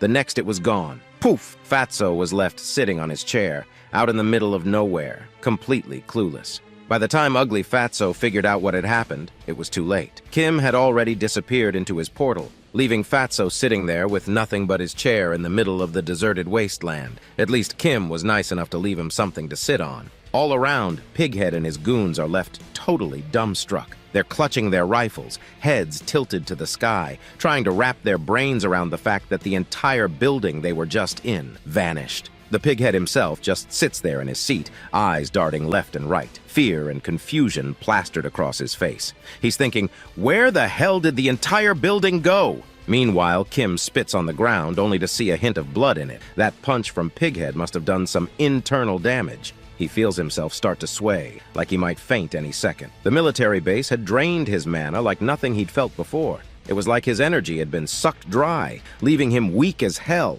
Kim thinks if he'd known it would hit him this hard, maybe he would have waited, played it safe, maybe ducked into his subspace first. But it was too late for maybe. He'd made his choice, and now he just had to deal with it. Right now, the only thing on his mind was getting into his subspace to recover. As Kim slips into the shadows, Pighead's crew suddenly freezes as the sky turns blood red. The air fills with a dark, eerie shadow, the Wyverns. Hundreds of them, wings stretched wide, flying right for them, growling and screeching, ready to rip into anyone in sight. Panic hits Pighead's companions like a slap to the face. They scatter in every direction, forgetting Kim entirely as they dash for their lives. Even the guy who had Kim locked up bolts, leaving Kim free to drop to the ground. Pighead, furious, starts shouting at his team. He tries to rally them, yelling that their rifles could still take out the smaller wyverns. He's determined to take down the big one himself, but his men, they don't listen. They're too busy running for their lives. Pighead's face contorts in rage. He's cursing, calling them traitors, but then,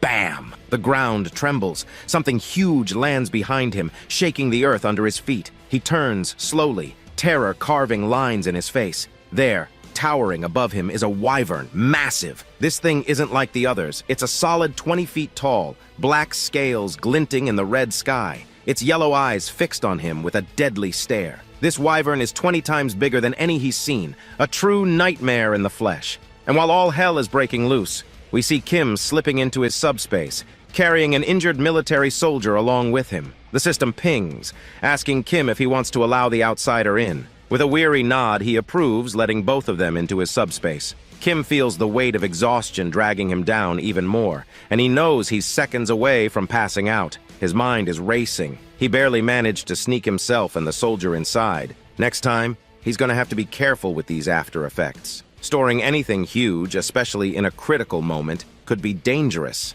The black-scaled wyvern looms behind Kim, its intense gaze locked directly onto him, like it's about to pounce. Kim feels that icy stare pierce right through him, and he can't help but wonder, why the hell is this thing eyeing me? Meanwhile, the Pighead, oozing overconfidence, stands tall in front of the wyvern. He's muttering on about his new physical enhancement ability and how he can break boulders with a single punch. Without hesitation, he swings his fist at the wyvern, but to the massive creature, it's like being tickled by a mosquito. The wyvern doesn't even flinch. Then, out of nowhere, a deafening, bone-chilling crunch fills the air. Kim, who really doesn't want to see what's happening, slowly turns around only to have his eyes go wide with shock.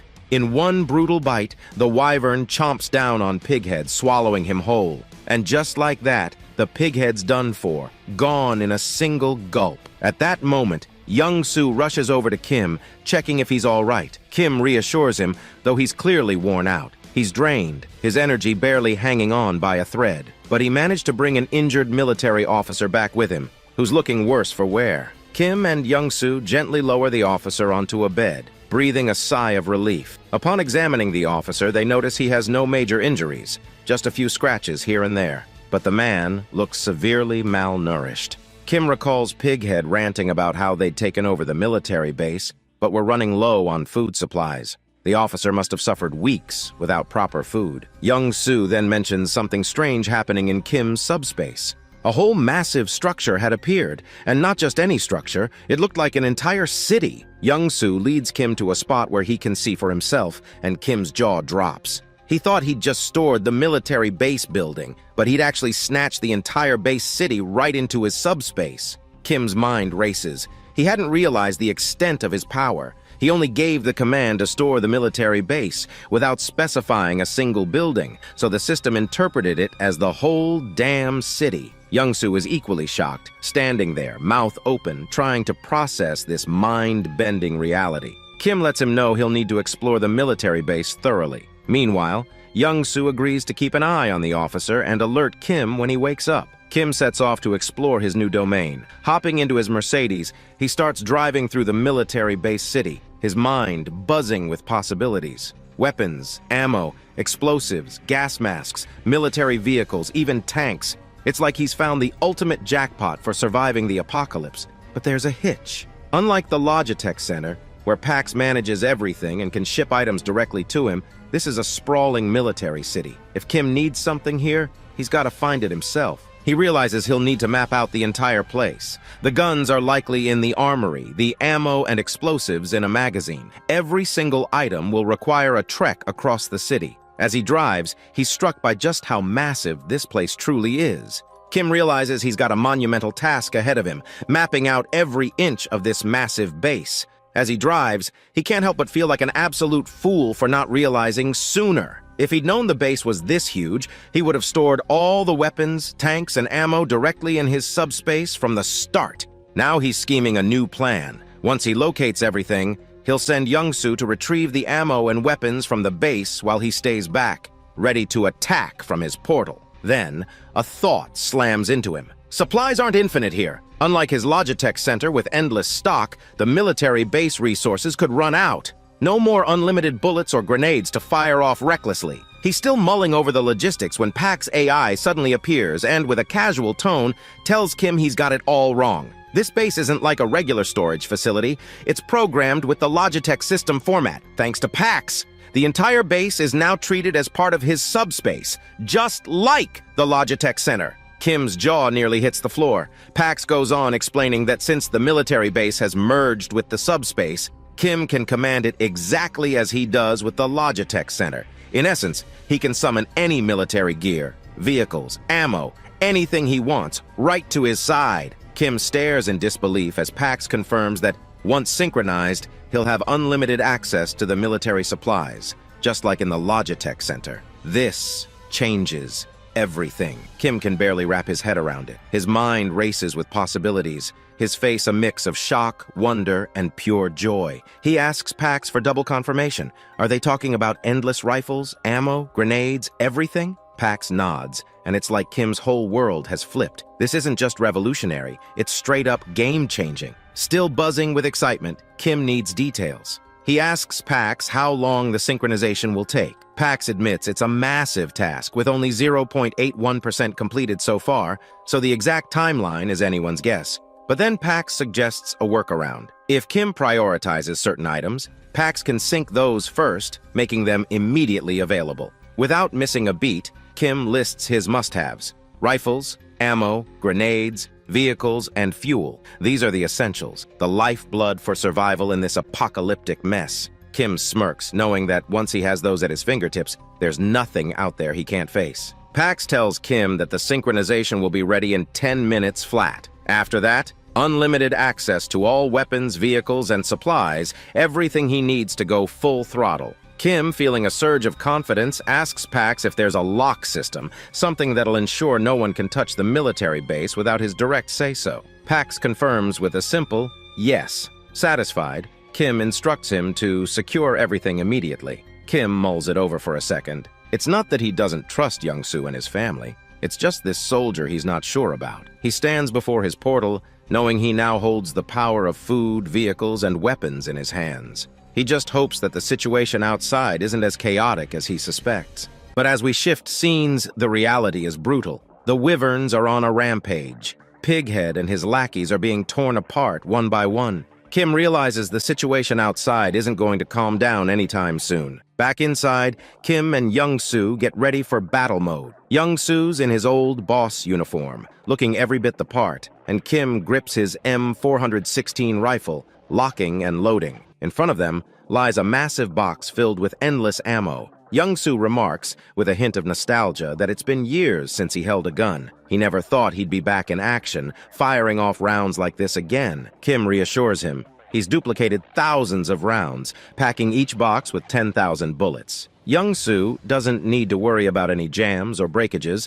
There's plenty of firepower to go around. Then Kim gives Young-soo a little challenge, asks if he still knows how to shoot. With a smirk, Young-soo picks up his own M416 and says he's about to show Kim how much of a badass shooter he was back in his day. He takes aim, lets out a breath, and bang! Every bullet finds its target, dropping wyverns left and right. Headshot after headshot, he downs over 50 wyverns in record time. After half an hour, Young-soo's gun is glowing red-hot from all the firing, smoke thick in the air. When the haze finally clears, the floor is littered with wyvern bodies. Young-soo, adrenaline still pumping, says he hasn't enjoyed himself like this in years. He figures they've taken out all the wyverns and are ready to move on. But Kim's face is tense. He's got this nagging feeling. Kim warns him, saying that not all the wyverns are dead. Young-soo looks around confused. Every single wyvern in sight is down. But Kim tells him about the black-scaled wyvern, a massive, unique one he spotted earlier.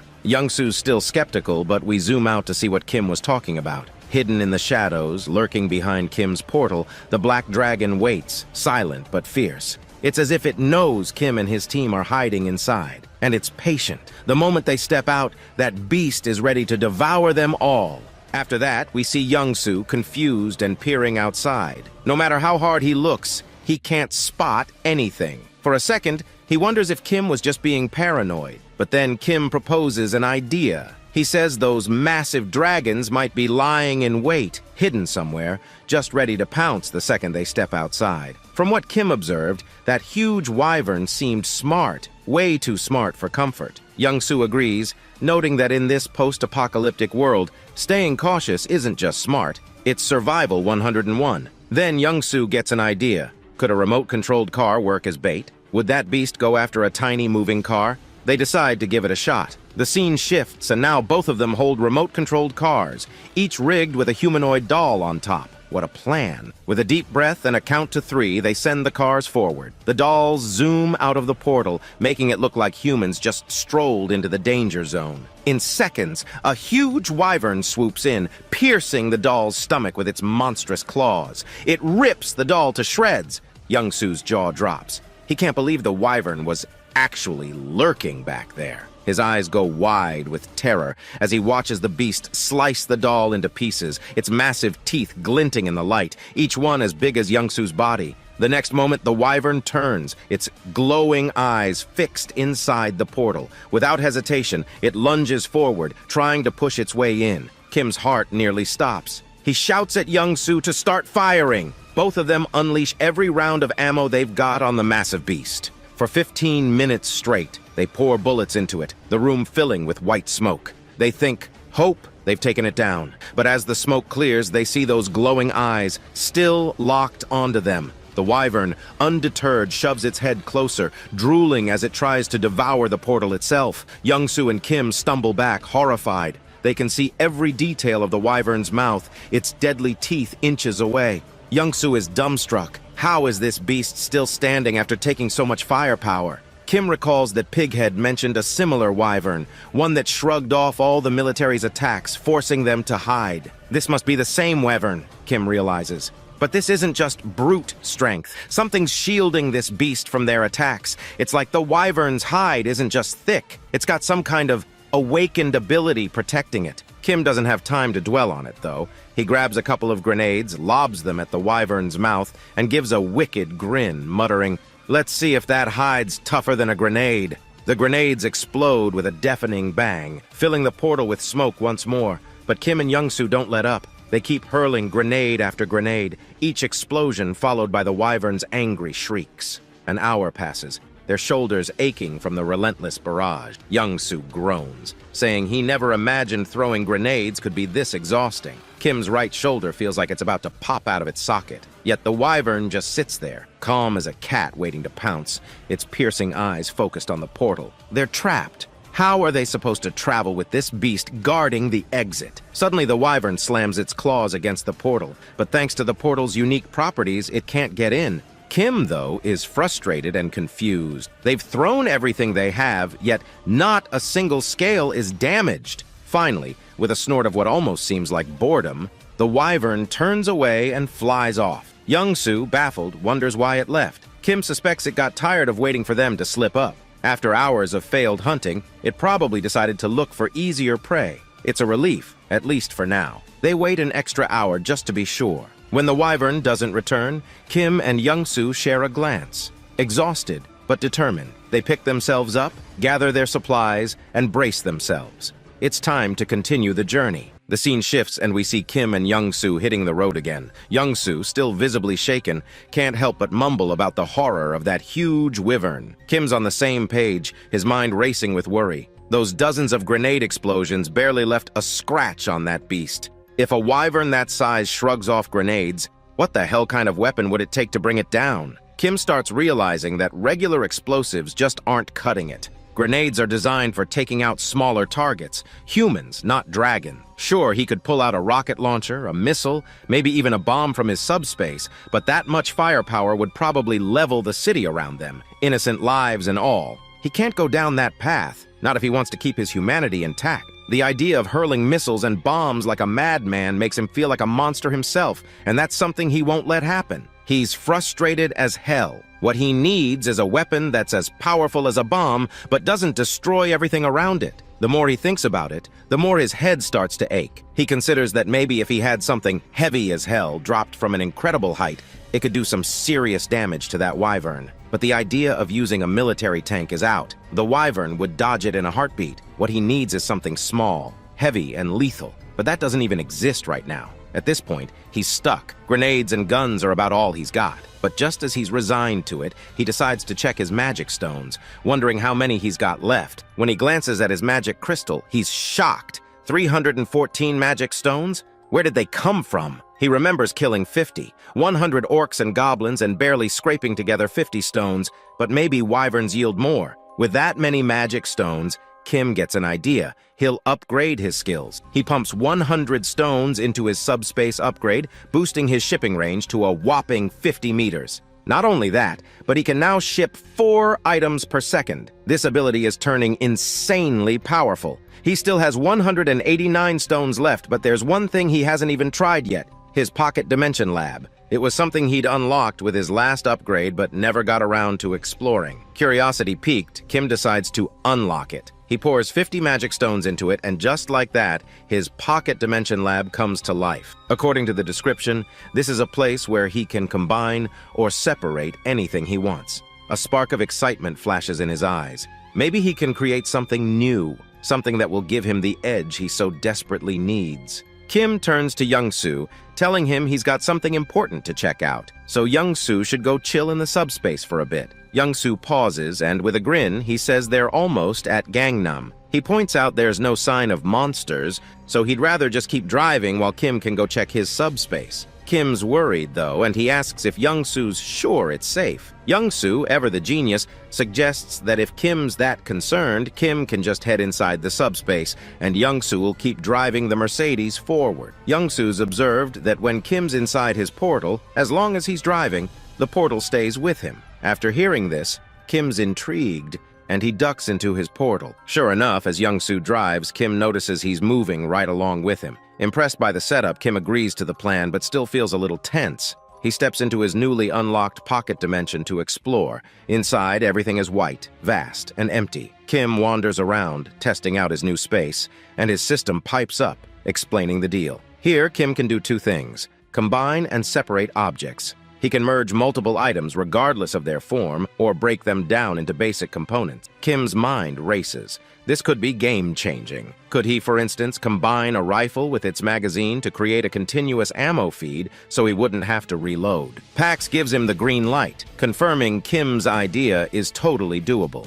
Next, Kim wonders if he could remove a grenade's safety pin while storing it, so the moment it's shipped out, it explodes. Pax confirms again. Curious to test it, Kim asks Pax to remove the pin and create a new item. It costs him 15 magic stones, and as soon as he sees the result, Kim is fascinated. But he knows this grenade alone won't cut it for the big wyvern. He needs something way stronger. An idea clicks, and Kim, with a smirk, begins building a secret weapon. Meanwhile, Young-Soo's out on the road when he hits a dead end, a massive mountain of cars stacked up like some post-apocalyptic wall. Who the hell would make a car wall? Just then, Kim emerges from his subspace, asking how much longer to Gangnam. Young-Soo explains there's no monster trouble, but someone's blocked the entire road with cars. He suggests they'll need a detour. Kim stops him. No need for a detour. He's got a new weapon that can clear the way. Young-Soo's about to ask what weapon he's talking about when, bam! The cars start flying into the air.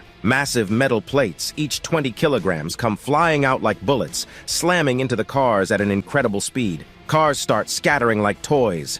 Young-Soo stares, shocked. It's a stack of 20 kilograms plates glued together, flying at 150 kilometers per h, creating a 500 kilograms barrage on anything in its path. He watches in awe and shouts, "What on earth did you create?" The scene shifts, and we see some folks guarding the road from atop a building, trying to spot any monster lurking around. They're holding whatever they can for weapons, but honestly, it's all just household tools. One of the middle-aged men is scared and confused. He's wondering, how the hell did that wall of cars collapse so fast? The guy next to him, the depressed one, is equally baffled. He says that wall had withstood so many monster attacks, it shouldn't have crumbled like that. But then, the depressed guy notices something down the road. Smoke everywhere, and through that smoke, a jeep comes barreling forward. It picks up speed and stops right in front of their building. The men grab their weapons, if you can call a wooden stick a weapon, and they just stare at the scene. They're both shocked. Who are these people? Soldiers. They must be, considering they're rolling up in a military jeep. Slowly, the car's black-tinted window rolls down, and from inside, Kim flashes a kind smile and asks the folks up top, "Is Nurse Kim Jui here?" The scene shifts again, taking us into a flashback. Kim's sister number 2, the middle child, delivers a flying kick so hard that Kim almost faints. He spits out, stunned. Meanwhile, Juhi, the eldest child, aka sister number 1, is quietly studying and telling her siblings to keep it down because she's prepping for an exam. Kim and sister number 2 are stunned, mouths wide open. Sister number 2, looking very concerned, asks Juhi if she's feeling okay. Why is she suddenly so intense about studying? Is she sick? Juhi snaps back, asking if it's that shocking for her to study hard. But Kim, totally serious, turns to sister number 2. "Yeah, she definitely doesn't look well. We better call Mom. She's lost it." Juhi's anger erupts, and she starts shouting, asking if they'll ever let her study in peace. Kim explains that Juhi, who's 8 years older than him, only started taking school seriously when he was around 7. And since she'd never sat still in a chair for more than 30 minutes before, her sudden change had the whole family on edge.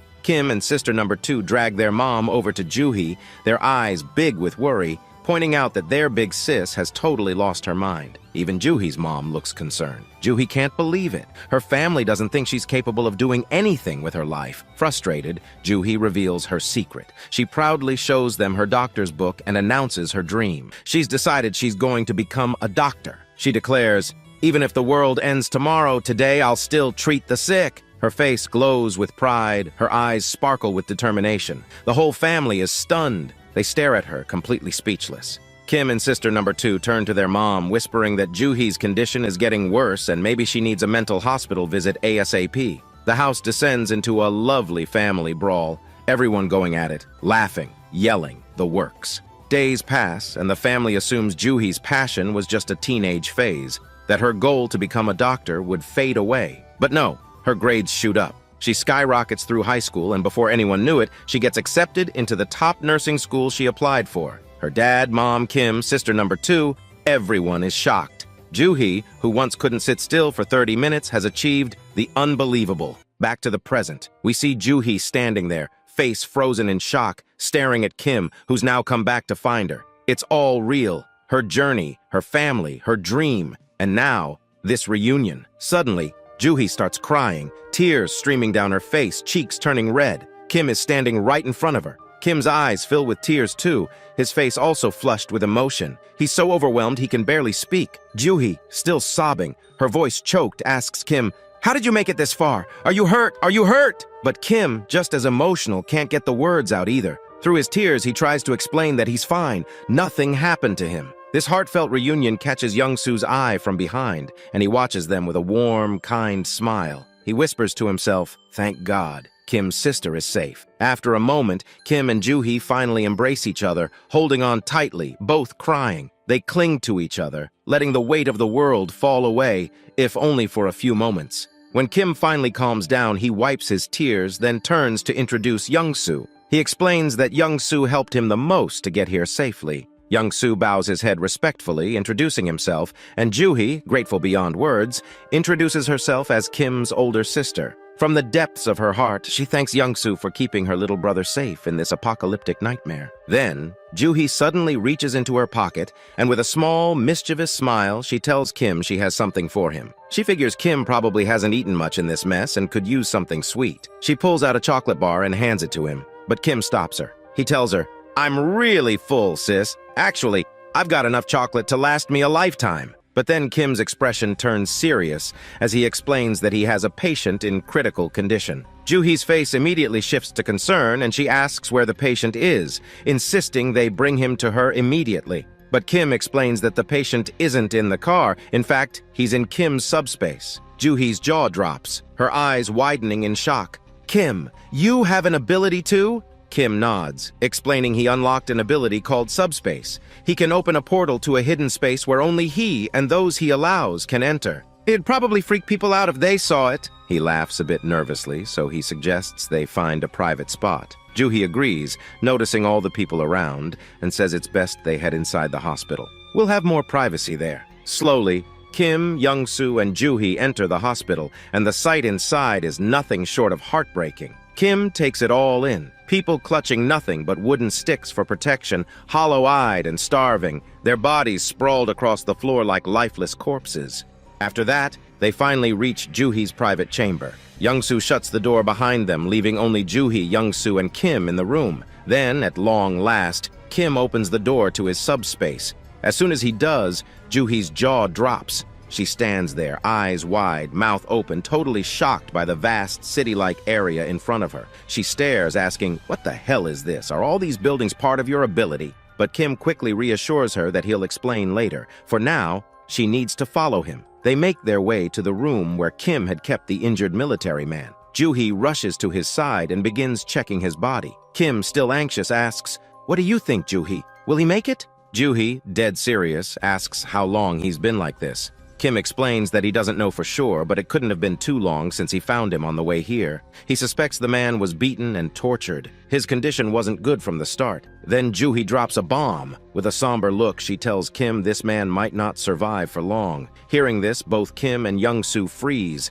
fear in their eyes. They were holding on to hope that this man could be saved. Kim, desperate, asks, "Is it really that bad?" But then Juhi's tone changes. She smiles, explaining that normally his chances would be slim. But just then, Juhi's hands start glowing with a green aura, and she grins with confidence. "Isn't it cool?" she says, "because I've awakened as a healer?" She places her glowing hands on the soldier's chest, the green light spreading over his entire body. She warns them that her level is still low, so full recovery is tough, but he won't die. After 5 minutes, Juhi finishes the healing. The soldier's wounds close, and his breathing steadies. Juhi explains that while it's not a full recovery, the basics are covered. He's severely malnourished and will need food and rest to regain his strength. Suddenly, Kim says, "Sis, even if the world is ending, you're still treating patients, just like you said you would." Juhi, caught off guard and a little embarrassed, laughs nervously. "Why bring that up now?" But Kim, undeterred, repeats her words from childhood.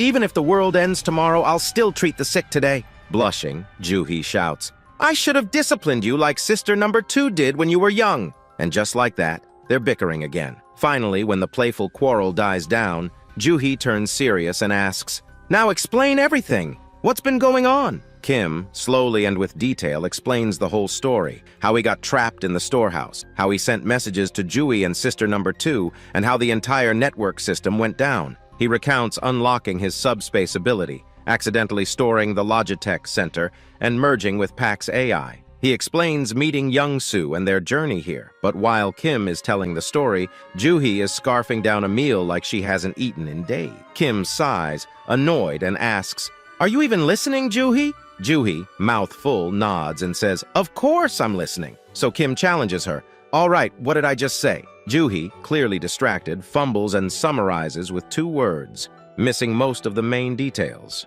Kim groans but lets it slide, laughing a little. This delicious meal, it turns out, was prepared by Young-soo's wife, who introduces herself to Juhi. Juhi smiles and warmly says, Nice to meet you. I love you already. They all share a laugh, and Young-soo's wife says if Juhi's still hungry, there's plenty more in the fridge. Just ask. Then she tells Kim she's prepared a bed and set up the first-floor staff room with supplies, suggesting he rest comfortably. Kim tries to thank her, insisting she didn't need to go through so much trouble, but she smiles, replying that with all Kim has done for them, it's the least she could do. Juhi, still curious, turns to Kim and asks, How did Young-soo and his wife get into your subspace anyway? Kim, exasperated, groans, I literally just told you this whole story, Juhi. But Juhi shrugs, and so, with a sigh, Kim begins the story again. After that, Kim starts explaining his future plans. He sums it up, saying he's going to bring his entire family into his subspace. The first objective is already complete. His older sister Juhi is safely inside.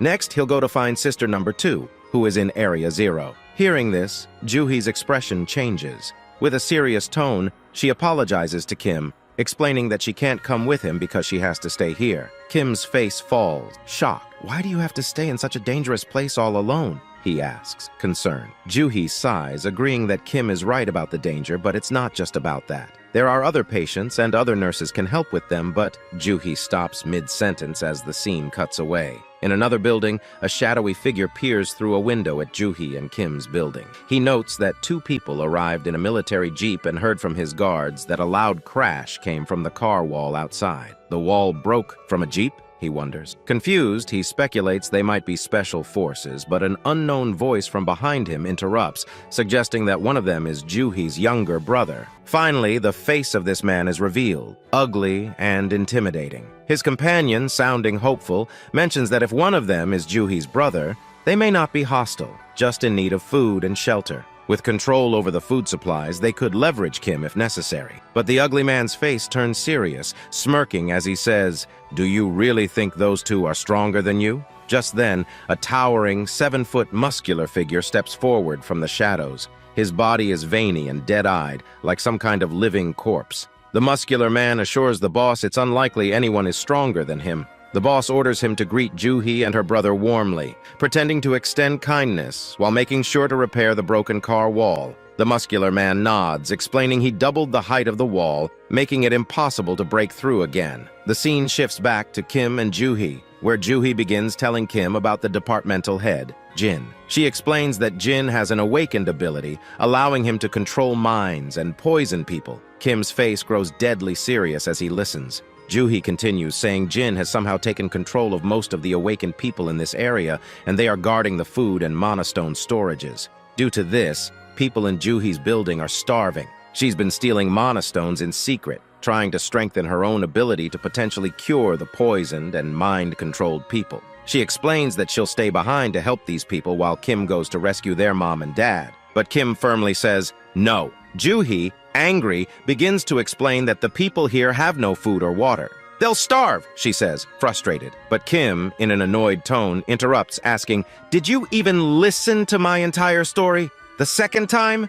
Juhi sits there confused, while Kim, arms crossed and eyes closed, coolly points out, The main weapon Jin has is control over food, right? Juhi nods. With a smirking smile, Kim says, then solving this problem is a piece of cake for me. He tells Juhi to watch his awesome ability in action. Juhi cringes a bit, muttering that Kim's middle school phase seems to have returned, but before she can even finish her sentence, her jaw drops. Out of Kim's subspace, stacks of meat, vegetables, water, and other food supplies come tumbling down from above, filling the room from top to bottom. The episode ends with this scene, leaving Juhi and the others staring in shock. Well, at this point, our boy Kim just discovered the ultimate infinite food glitch. After that, the scene shifts, and we are shown the same pervy doctor who mixed his special juice into the hospital food, fed it to the people in the hospital, and is now controlling their minds. An assistant of Pervy Doctor comes running to him and informs him that an issue has occurred. Pervy Doctor smirks and confidently says that he knows about Juhi's brother arriving with some food in a small car. But Pervy Doctor dismisses the matter, saying how much food can two people possibly bring in a small military vehicle. To him, this is nothing. Pervy Doctor and his group already have enough food to fill an entire truck. He assures himself that Juhi and her brother cannot possibly spoil his plans. With an evil smile, Pervy Doctor adds that soon, Juhi and her brother's food will run out because all the hungry people in the hospital will attack them like mad beasts and snatch their food. He smugly predicts that as soon as their food is gone, all the hospital's desperate people will come begging for food from Pervy Doctor. He sneers, saying that Juhi and her brother were foolish to be so generous. They should have quietly sat in a corner and eaten their food slowly. Their generosity, he remarks, will now turn their life into hell. Yet, Pervy Doctor gleefully admits that Juhi and her brother, in their naivety, have made his work easier. Now, everything will unfold on its own without him lifting a finger. But before Pervy Doctor could finish his smug declaration, his assistant interrupts, stating that Juhi and her brother have a surprising amount of food. The assistant explains that the food they brought is almost double what Pervy Doctor's group has. Hearing this, Pervy Doctor's eyes go wide open in shock. He cannot believe what he just heard. Pervy Doctor wonders aloud how it is even possible for Juhi and her brother to have food equivalent to 2 trucks worth, especially since Juhi's brother came in a small military jeep. How much food can a jeep hold? A thought dawns on Pervy Doctor. Juhi's brother might be an ability user. He suspects that Juhi's brother has a non-combat ability that allows him to reduce the size of objects, perhaps something akin to Doraemon's small light. Pervy Doctor concludes that Juhi's brother must have reduced a massive amount of food to a portable size and brought it in his pocket. Realizing this possibility, Pervy Doctor gets tensed. His smugness fades into worry, and his demeanor turns serious. Trying to regain control, Pervy Doctor goes to a corner, turns on his mobile phone,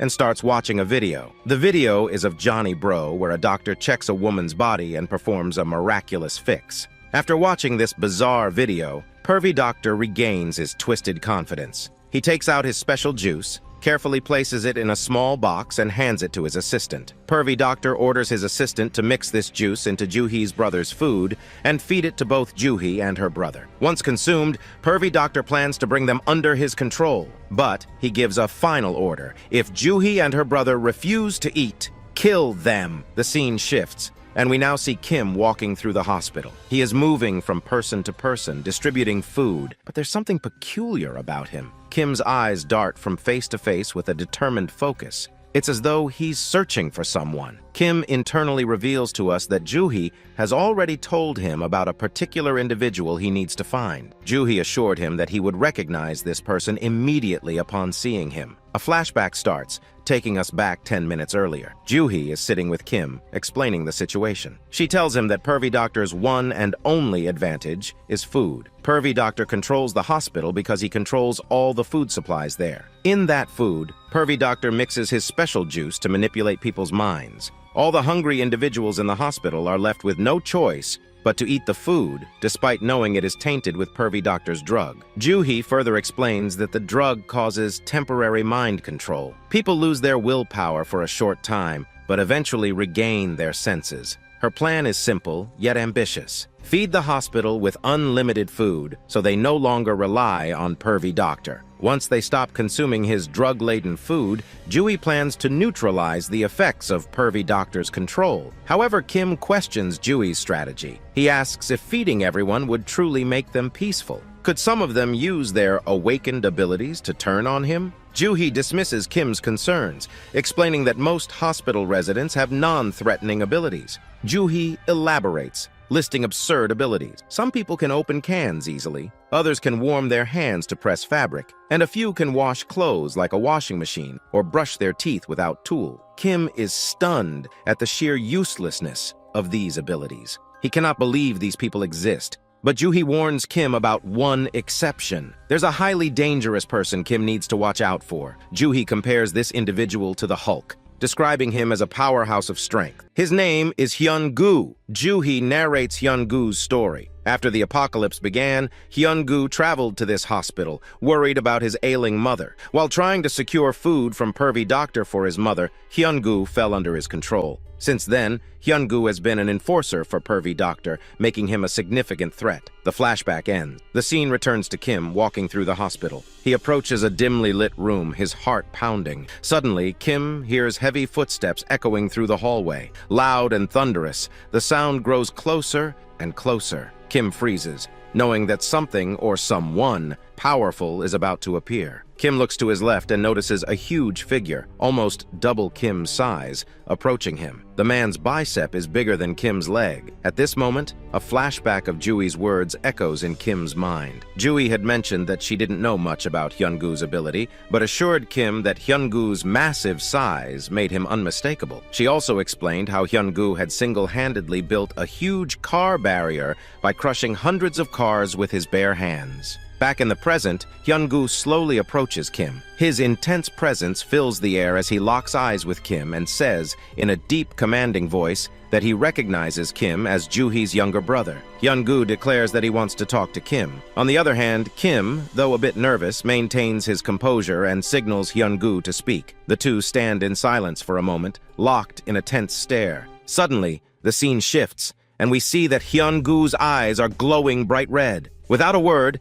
Hyun-gu drags Kim out of the car barrier to an isolated area. Once there, Hyun-gu turns to Kim and coldly informs him that Kim has only two choices. Hyun-gu reveals a small box in his massive hand, containing pervy doctor's special juice. He explains that Kim's first choice is to drink the special juice right here, right now. The second choice? Refusal will result in immediate death. Kim, hearing this, looks annoyed and frustrated. With a smirk, Kim sarcastically remarks that Hyun-gu went through all the trouble of dragging him out here just to say this. Kim mockingly questions whether Hyun-gu brought him to this deserted place because he thought Kim might run away. Kim then boldly declares with a confident smile that he is choosing a third option. He promises to defeat Hyun-gu right there and trap him. Hyun-gu pauses, his face twisting in confusion for a split second. But in the next moment, his expression turns into pure rage. In a matter of seconds, Hyun-gu raises his Hulk-like hands and prepares to crush Kim's head. But just as Hyun-gu's massive hands are about to grab Kim, Kim disappears.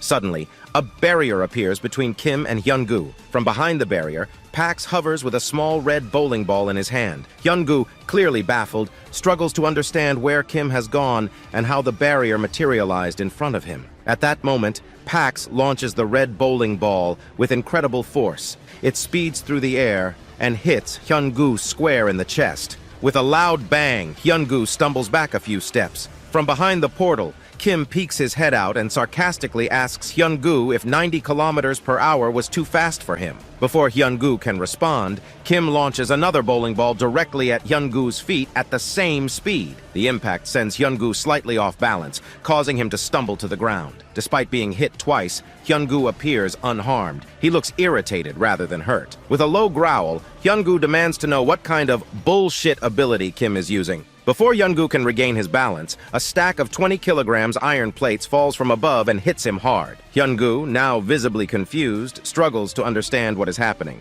Kim, standing confidently behind his portal, tells Hyun-gu that he won't be able to move for a while because of what's coming next. With a mocking tone, Kim apologizes in advance for the pain. Kim adds with a smirk that the 200 kilograms iron plates he's about to drop might break Hyun-gu's bones. He mockingly advises Hyungu to stand still like a good boy. In a dramatic sequence, a 200 kilograms iron plate falls directly in front of Hyungu. Within seconds, more iron plates stack on top, reaching 400 kilograms. But Hyungu, unstoppable, lets out a loud growl and with an explosive burst of strength, lifts the entire stack of almost 1,000 kilograms of iron plates. Kim, visibly surprised, watches as Hyungu effortlessly lifts the plates into the air. But Kim quickly regains his composure and opens a portal above Hyungu's head. All the iron plates Hyungu is holding suddenly disappear into the portal. The next moment, a stack of 10,000 kilograms.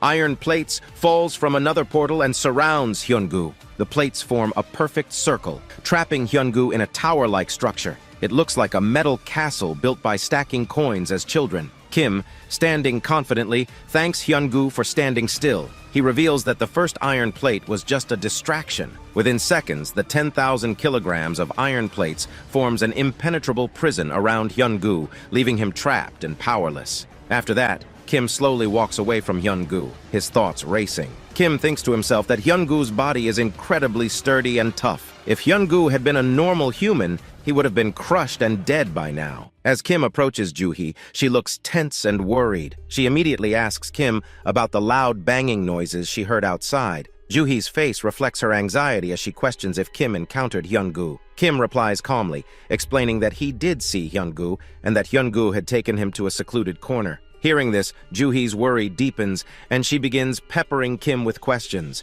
But Kim simply points behind her and says, "Look behind you." Juhi turns, and her eyes widen in shock. Standing tall in the distance is a huge castle made of iron plates. Juhi's confusion spills out as she bombards Kim with questions. "What is all this? What happened?" Kim, brushing off the details, gives her a short explanation. He tells her that he has trapped Hyungu inside that iron structure. At least for now, they don't need to be afraid of Hyungu. Hearing this, Juhi breathes a sigh of relief. They then start discussing how they've distributed food and water to everyone in the hospital. Now, all they have to do is wait for Youngsu to arrive so they can move forward with their plan. But just as they're talking, a figure approaches from behind. Kim and Juhi turn sharply to their right and see Youngsu slowly stumbling towards them. His expression is worried and he's holding his head. His voice is heavy as he complains about the intense pain in his head and body. Juhi's eyes narrow in recognition, and she immediately identifies the symptom. She declares that Youngsu is suffering from mind control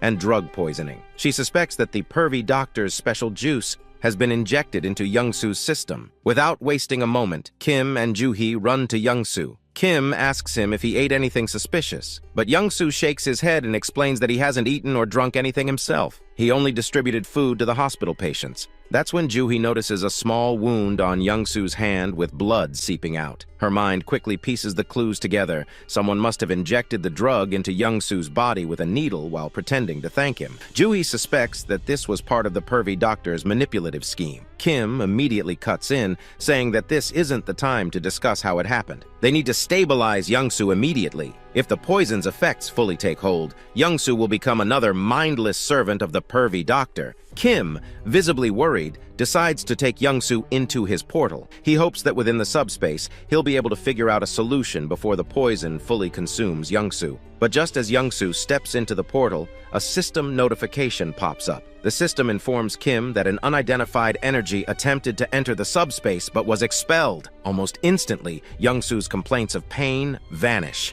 His headache disappears, his body feels normal again, and the signs of mind control fade away. Kim stands there, awestruck, as he realizes what has happened. The subspace has a built-in mechanism that nullifies all external drugs and poison. This realization gives Kim a dangerously clever idea. Kim quickly opens the portal again and teleports Youngsu inside. The system once again neutralizes the effects of the poison. Youngsu looks confused but relieved as he regains control of his body. He doesn't understand how the mind control disappeared so quickly. On the other hand, Kim, Juhi, and Youngsu exchange knowing smiles. Kim explains to them that he never expected his subspace to have such an incredible defensive ability. It nullifies all external mental attacks. The scene shifts, and we see Hyungu reuniting with his mother. It's an emotional moment as he hugs her tightly, tears streaming down his face. He tells her to eat well and rest. Later, a fully recovered Hyun-gu approaches Kim and apologizes profusely. He explains that while under the drug's influence, he could see and hear everything but couldn't control his body. This realization fills him with shame and embarrassment. Hyun-gu then vows revenge. With a determined expression, he declares that he will personally teach that bastard, pervy doctor a lesson. He stomps down the hospital hallway,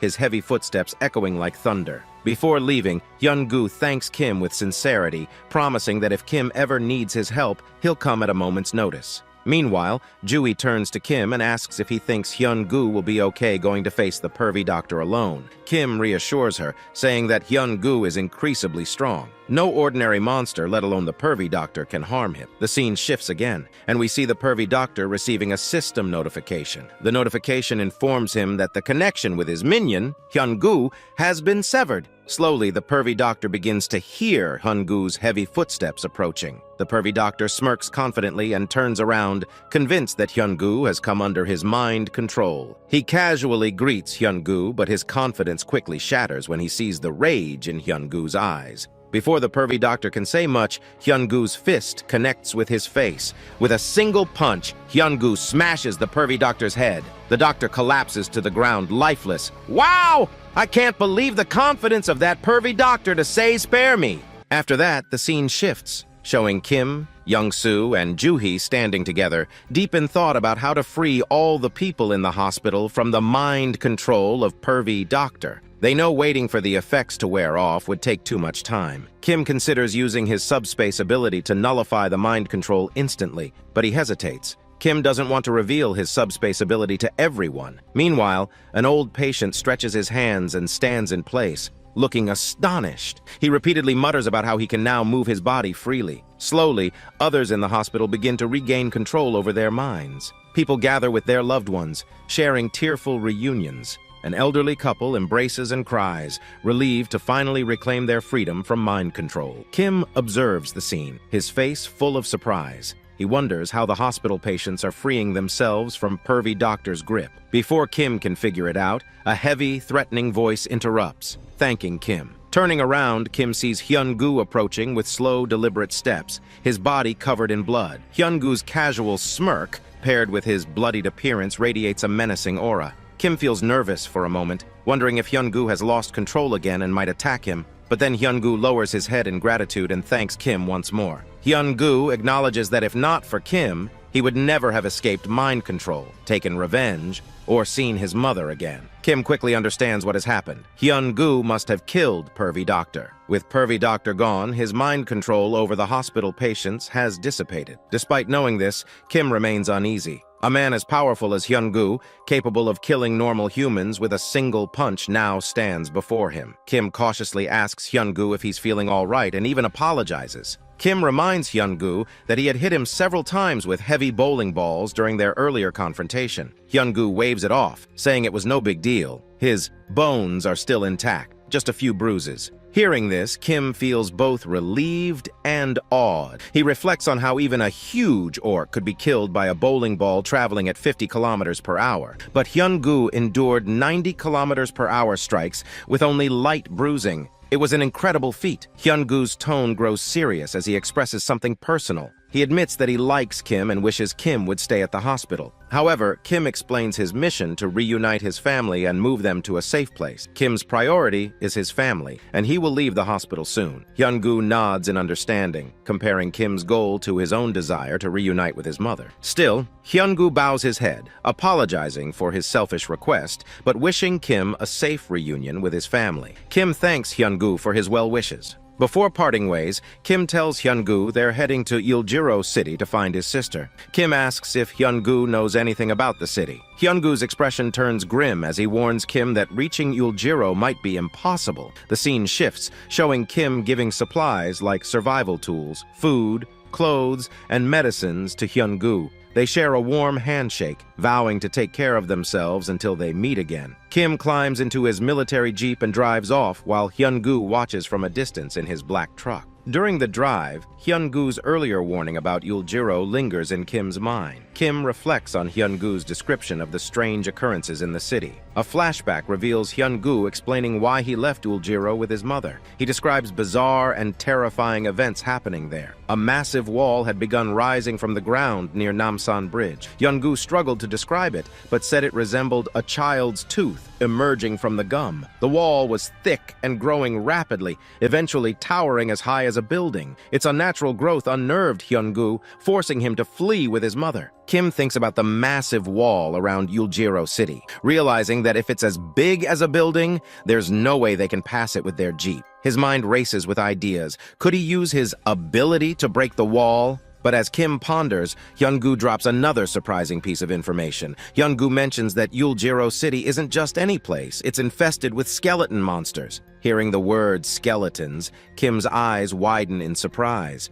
But Hyun-goo continues, clarifying that undead might be a more fitting term. These skeletons are unlike any regular monsters. They come back to life even after being killed. Kim feels a chill as he processes this. Monsters that can't die in a massive wall? Yuljiro City is shaping up to be a troublesome place. The narrative shifts back to the present. Kim reflects on his youngest sister being in Yuljiro City. But oddly, Kim isn't worried about her safety. Instead, he feels sorry for the monsters. Kim knows his sister's personality. She's so strong and aggressive that even the monsters must be running for their lives. With the massive wall trapping the monsters inside Yuljiro City, Kim can't help but feel pity for them. Suddenly, a system notification grabs Kim's attention, informing him that Juhi is calling him from inside the portal. Curious, Kim responds and asks what's wrong. Juhi explains that there's a problem inside the portal. She's visibly annoyed as she complains about a soldier Kim saved earlier, saying his attitude is annoying. The scene shifts, revealing the soldier Kim rescued. He has finally woken up. The soldier bows his head deeply, thanking Kim for saving him. Introducing himself, he says his name is Han Ho, and he's from the 50th Intelligence Communication Battalion. Kim, Juhi, and Young-soo also introduce themselves in return. After the introductions, Kim checks on Han Ho's health. Han Ho reassures him, saying that thanks to the treatment, he's feeling fine. However, his face betrays suspicion as he looks around. Han Ho asks where exactly he is, noting that he can see the military building outside, but nothing beyond it, only the barrier. Kim calmly explains that they are in the lounge of the PAX Logitech Center. This is part of Kim's ability, a separate dimension where no one can enter without his permission. He further explains that they are currently in Gangnam, heading toward the Hannam Bridge. Han Ho's face grows more confused as he tries to process this information. Juhi steps in, simplifying things for him. She explains that they're in Kim's subspace dimension, which exists inside Gangnam but remains invisible to outsiders. Only those with Kim's permission can enter. Even after this explanation, Han Ho looks overwhelmed. He then makes a polite request to Kim. He wants to be dropped off in Gangnam to complete an important mission. Han Ho assures Kim that it's not because he doesn't trust him. In fact, Han Ho says he trusts Kim completely, but there's something urgent he needs to do. Kim grows tense at Han Ho's request. He tells Han Ho that it's dangerous outside. Leaving the subspace could put Han Ho's life in serious jeopardy, but Han Ho insists. He admits he can't share too many details, but reveals that his mission is to meet the Joint Chief of Staff. He has critical information to deliver. After hearing this, Kim pauses, thinking deeply. Finally, Kim lets out a sigh, understanding the gravity of the situation. If Han Ho's mission is truly that important, nothing can be done. After this, Kim calls out to Pax, ordering him to bring banana milk and a sandwich. Within moments, Pax appears with the items, handing them to Kim. With a serious face, Kim gives the banana milk and sandwich to Han Ho and firmly tells him that Kim will not let him go so easily. He must eat the food and then share all the information he has for the Joint Chief of Staff. Only then will Kim allow Han Ho to leave. Although Han Ho is visibly hungry, he resists eating. It's clear he doesn't want to divulge the information to Kim. Seeing this hesitation, Kim remarks sarcastically that it seems Han Ho doesn't like the taste of bread and banana milk. Without missing a beat, Kim orders Pax to bring pizza, burgers, and all the delicious food available. Soon, the table is laden with a feast. As Han Ho starts eating, his defenses crumble, and the truth spills out. He begins recounting the secret information he was trying to withhold. Han Ho explains that one day, creatures from another world began appearing all over the globe. Insects, animals, plants, and even geographical features like mountains emerged, wreaking havoc. These otherworldly beings attacked indiscriminately, sparing no one, neither humans nor each other. To combat this crisis, the government started recruiting awakeners, individuals with special abilities who could fight against these monsters. A new Awakener unit was formed, which handled the monsters with efficiency. Hanho's mission was to gather awakened individuals and form a special force. Hanho did exactly that, creating a group of awakened people. However, everything fell apart when a huge black vibranium appeared. Against this monstrous presence, neither tanks nor grenades were effective. Hanho reached out to the surrounding military units for reinforcements, but strangely, there was no response despite successful communication. Left with no other choice, Hanho and his remaining military unit retreated to the nearest city, recruiting additional awakened individuals, including an ugly fatso. After enduring a grueling journey, Hanho's injured unit and the Fatso's group arrived at a city housing military buildings. However, upon arrival, they discovered the military units were dead and the area was deserted. In the abandoned military office, Hanho found a document containing the word "cope." Hearing this, Kim, Juhi, and Youngsu are immediately alert. In military terms, cope means traitor. Hanho tried to contact the Joint Chief of Staff, but their group was ambushed by the Black Dragon again. To make matters worse, the ugly Fatso and his awakened group turned on Hanho's soldiers, killing them one by one and stealing their weapon. Hanho fainted during the chaos, and when he regained consciousness, he found himself in Kim's care. Kim pieces the story together and realizes that someone high up in the government must be blocking communication and siding with traitors. Hanho emphasizes the urgency of informing the Joint Chief about this betrayal. Kim agrees, saying it's critical to expose the traitor in the higher ranks. Since their group is already heading toward Yuljiro, Kim promises to drop Hanho off at the military base of the Joint Chief on the way. Grateful, Hanho tries to decline further help, but Kim insists that Hanho sit, eat, and rest. Kim then gets up, opens a portal, and calls Yang Su. Commanding him to start the car, Kim orders a direct route to Yuljiro. Kim assures Hanho that he can monitor their journey through the portal and dismount whenever he wants. Meanwhile, Hanho contemplates the Black Dragon that destroyed his unit. He wonders how Kim, who doesn't seem physically imposing, managed to defeat such a dangerous beast. But before Hanho can delve further into his thoughts, a huge, humongous orc appears on the portal's edge. The orc opens its mouth, revealing a disgusting larva, and glares menacingly at Kim, Yang-su, and Hanho as if preparing to devour them all. The orc lets out an earth-shattering scream, sending a chill through everyone. Hanho, startled, screams loudly that there's a monster ahead. But before Hanho can finish his sentence, Kim launches a 100 kilograms iron stack straight at the orc like a rocket launcher. With a thunderous bang, the orc is sent flying far away, reminiscent of Team Rocket blasting off again. On the other hand, Mr. Han's mouth drops open as he watches in disbelief. The orc, which had decimated almost the entire military unit, along with all the guns and grenades, is casually dismissed like an insect. While eating, Mr. Han accidentally drops a chicken leg piece onto the table, his shock unending. In front of his wide eyes, a portal opens from above, and out of it falls a military jeep. Mr. Han tries to process what he's witnessing, struggling to comprehend where this jeep came from and how Kim defeated the orc so effortlessly. Kim turns to Mr. Han, telling him to eat and rest comfortably, reassuring him that they'll reach Yuljiro very soon. Kim leaves the portal open so that Mr. Han can monitor the situation outside and, if he chooses, step out whenever he wants. But Mr. Han remains frozen, his mouth still open. He struggles to understand the abilities he's just seen, launching iron pillars into monsters and summoning military vehicles out of nowhere. He wonders, what kind of F***ed up ability is this? Did I really see that? The scene shifts, and 5 minutes pass.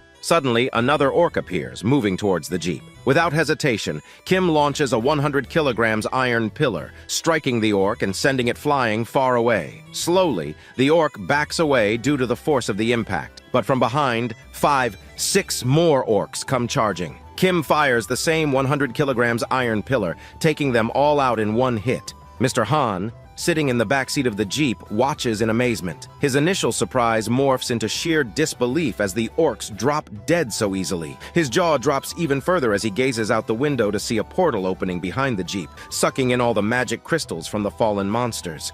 Mr. Han realizes he wasn't seeing things earlier. This is real. As Young-soo drives, multiple portals appear behind the Jeep, launching iron pillars at high speed in all directions. Monsters coming from the front, back, left, and right are obliterated. 4 iron pillars are launched every second, each changing direction mid-flight to target their enemies. Kim not only retrieves the pillars after firing them, but also extracts mana stones from the monsters they kill. Mr. Han, watching this chaotic scene, thinks to himself that this is an overpowered, awesome skill. Suddenly, Young-soo announces that they've reached Banpo Bridge, but the bridge ahead is completely destroyed. Kim turns around, looking a little embarrassed, and tells Mr. Han that he promised they'd reach Yuljiro in an hour, but now it seems like it'll take a little longer because of the broken bridge. Mr. Han, startled, reassures Kim that they've already come a long way in such a short time, and he's grateful for Kim's help. Mr. Han decides to rest in Kim's subspace. Inside the subspace, Mr. Han reflects that it took them only an hour to travel from Gangnam to Banpo Bridge,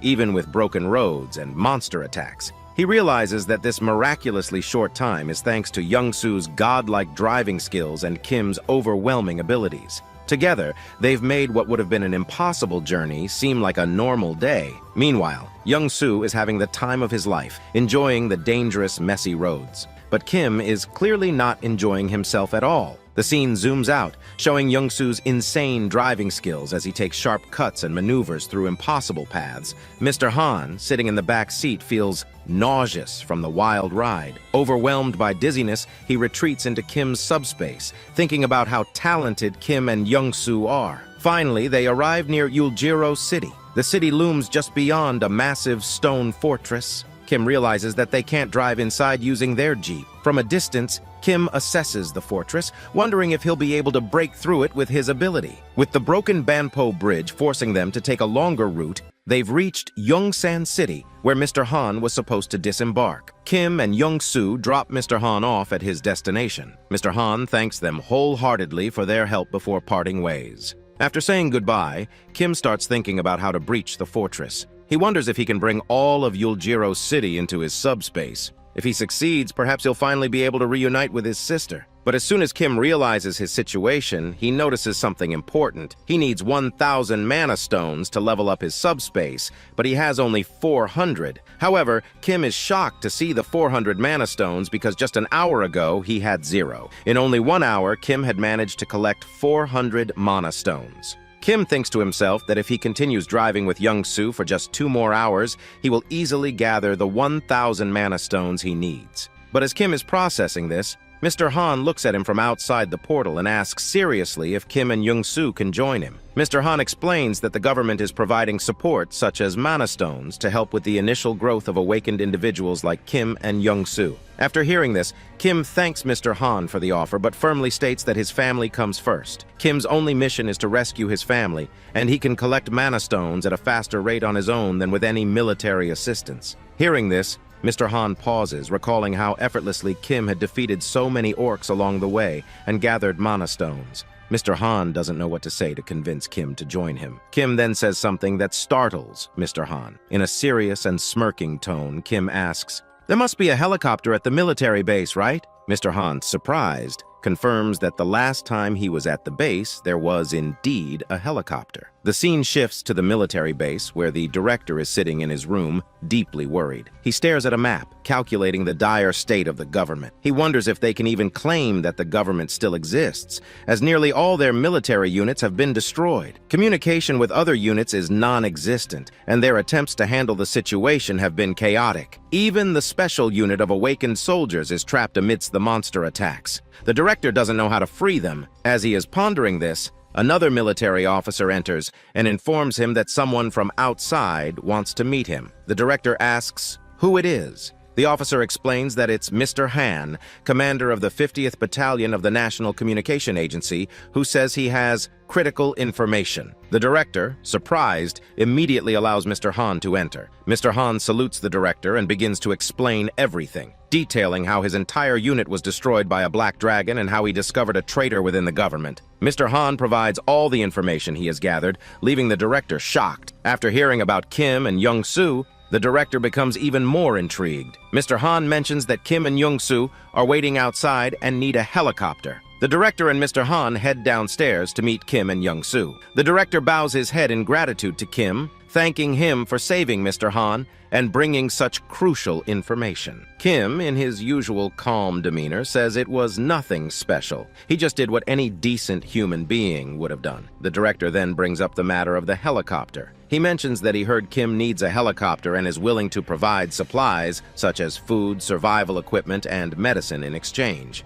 However, the director explains that helicopters are strategically crucial assets and that it would be difficult to give one in exchange for just food. The director then offers a condition. If Kim and Young-soo join the military as awakened soldiers, the helicopter will be provided. The director explains that the government is struggling to stabilize the situation, and the addition of talented individuals like Kim and Young-soo would make it much easier to handle the crisis. Kim, apologetic but firm, responds that nothing is more important to him right now than rescuing his family. He respectfully declines the offer to join the military. The director, disappointed, explains that without joining the military, it will be impossible to provide a helicopter. Kim replies calmly, saying that he understands the importance of helicopters to the military and has no hard feelings. After saying this, Mr. Kim sits in his Jeep, wishing good luck to the military and expressing his hope that the situation outside will stabilize soon so that everyone can return to their normal lives. Until then, Mr. Kim wishes good health and luck to everyone before driving away. On the other hand, as the director sees Mr. Kim leaving, both he and Mr. Han become tense. Their motive to recruit Mr. Kim now seems uncertain. Meanwhile, Mr. Kim, seated in his Jeep, begins to consider his options. If the helicopter isn't possible, another solution must be found to reach Yuljiro City. Just as Mr. Kim starts to leave, the director calls out to him. Mr. Kim lowers the window, his expression serious, as the director offers a deal. If Mr. Kim fulfills a request, the director will arrange a helicopter for him. The scene shifts, showing the devastation of the city. Entire buildings are collapsed, streets are empty, and the remains of vehicles lie scattered. As Mr. Kim drives his Jeep, sipping juice, he begins recalling a flashback. The director had explained that awakened soldiers with combat abilities had formed an elite combat team and were sent to Yuljiro City. However, the team is now trapped in a building. Although they are still alive and in communication, they are severely injured and cannot return to base because skeleton monsters are blocking the roads. Hearing the name skeletons, Mr. Kim was surprised. The director elaborated, explaining that although the skeletons are not inherently dangerous, they are extremely hard to kill. Their bones are so durable that even rocket launchers fail to destroy them. Crushing them with tanks doesn't work either, as they revive themselves due to a magical stone in their hearts. Back in the present, Mr. Kim drives towards the building to rescue the trapped soldiers. In the distance, a group of skeletons approaches his Jeep, their eyes glowing menacingly. The director had tasked Mr. Kim with eliminating the skeletons and rescuing the soldiers. In return, Kim would receive the promised helicopter. Kim opens 3 portals, and from each portal, 100 kilograms iron pillars emerge, smashing the skeletons one by one like toys. The skeletons' bones fly through the air, shattered effortlessly. Sitting in the vehicle behind, military men are left speechless. They watch as Mr. Kim kills nearly 50 skeletons in a single attack, a feat that had previously seemed impossible. The scene shifts to the building where the awakened soldiers are trapped. Spotting reinforcements arriving, they cheer and shout with relief. Kim quickly rescues the soldiers, who pile into an empty military vehicle. The convoy, now consisting of 3 military trucks, moves forward with Kim leading the charge. Kim recalls another flashback. The director had warned him about a special skeleton monster, the Skeleton Knight. Unlike ordinary skeletons, the Skeleton Knight is on a completely different level. Wielding a shield and sword, this creature has single-handedly wiped out half the military men sent to Yuljiro City. The director emphasized how the Skeleton Knight could cut through a rocket launcher like butter. Despite the warning, Kim continues moving forward. The Skeleton Knight appears in front of Kim's car. The director's instructions had been clear: avoid fighting this monster at all costs. But Kim decides otherwise. Opening a portal, Kim launches a 100 kilograms iron pillar at the Skeleton Knight with tremendous speed. However,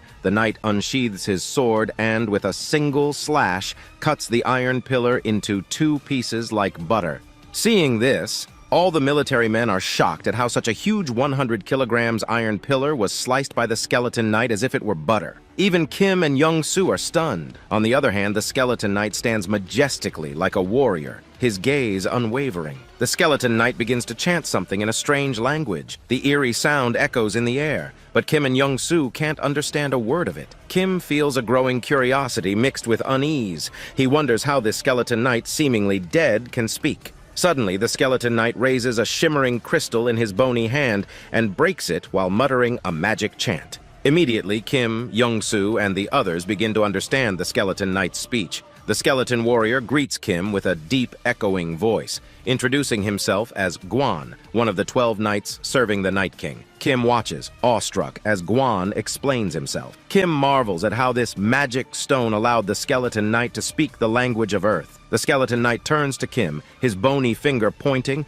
and says that Kim's greeting, throwing an iron pillar, was quite interesting. He then questions Kim's intentions, demanding to know why Kim has intruded on the knight's territory. Gwan reminds Kim that even during the early pioneer phase, there are rules and business ethics to be followed. Kim is baffled. He has no idea what Gwan means by the pioneer phase or what these rules are. Frustration begins to bubble inside him, and in a fit of anger, Kim commands another 500 kilograms iron pillar to be hurled at Gwan with incredible speed. But yet again, the skeleton knight slices through it like tofu with his sword. Kim smirks, his confidence still intact, and sarcastically remarks that these iron pillars are useless, calling them weak attacks that can't even scratch him. However, before Kim can finish his sentence, another 500 kilograms iron pillar is launched at the skeleton knight, sending him falling to the ground. But Gwan, unyielding as ever, rises again. He stands tall, unharmed, not a scratch on his bony frame. His flaming eyes burn with rage as he asks Kim,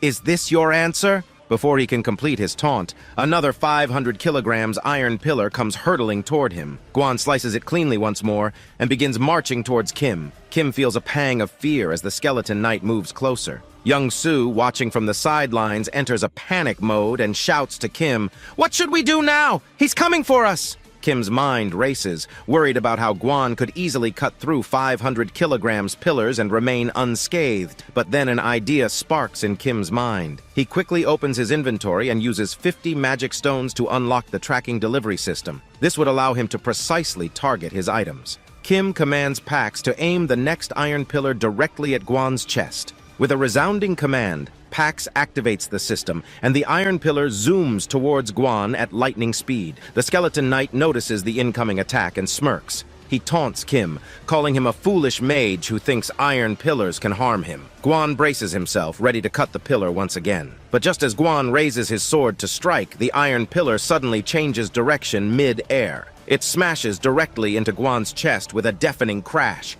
Gwan is sent flying far back, hitting the ground with a heavy thud. Despite the impact, Gwan is unharmed. He throws the iron pillar aside like it's nothing and stands up again. Looking at Kim, he snarls, "Don't get cocky. I just let my guard down for a moment." Before Gwan can finish his sentence, a yellow bowling ball comes flying at incredible speed and smacks him on the head. Gwan barely registers what hit him before another bowling ball slams into his temple. Confused and frustrated, Gwan tries to understand what is hitting him, but the attacks don't stop. Another bowling ball zooms in and hits his left eye. The scene shifts to reveal Pax following Kim's precise commands. Kim directs Pax to target Gwan in a pattern. First, the left side of his head, then the back, then the front, then the crown, and finally his chest. The relentless bombardment of 10 kilograms bowling balls leaves Gwan disoriented and furious. Every time Gwan tries to dodge, another bowling ball hits him from a random angle. The precise targeting leaves him no chance to counter. Finally, Kim takes a deep breath of relief. On the sidelines, Young-soo watches in awe and shock. He can't believe how Kim managed to outsmart the skeleton knight.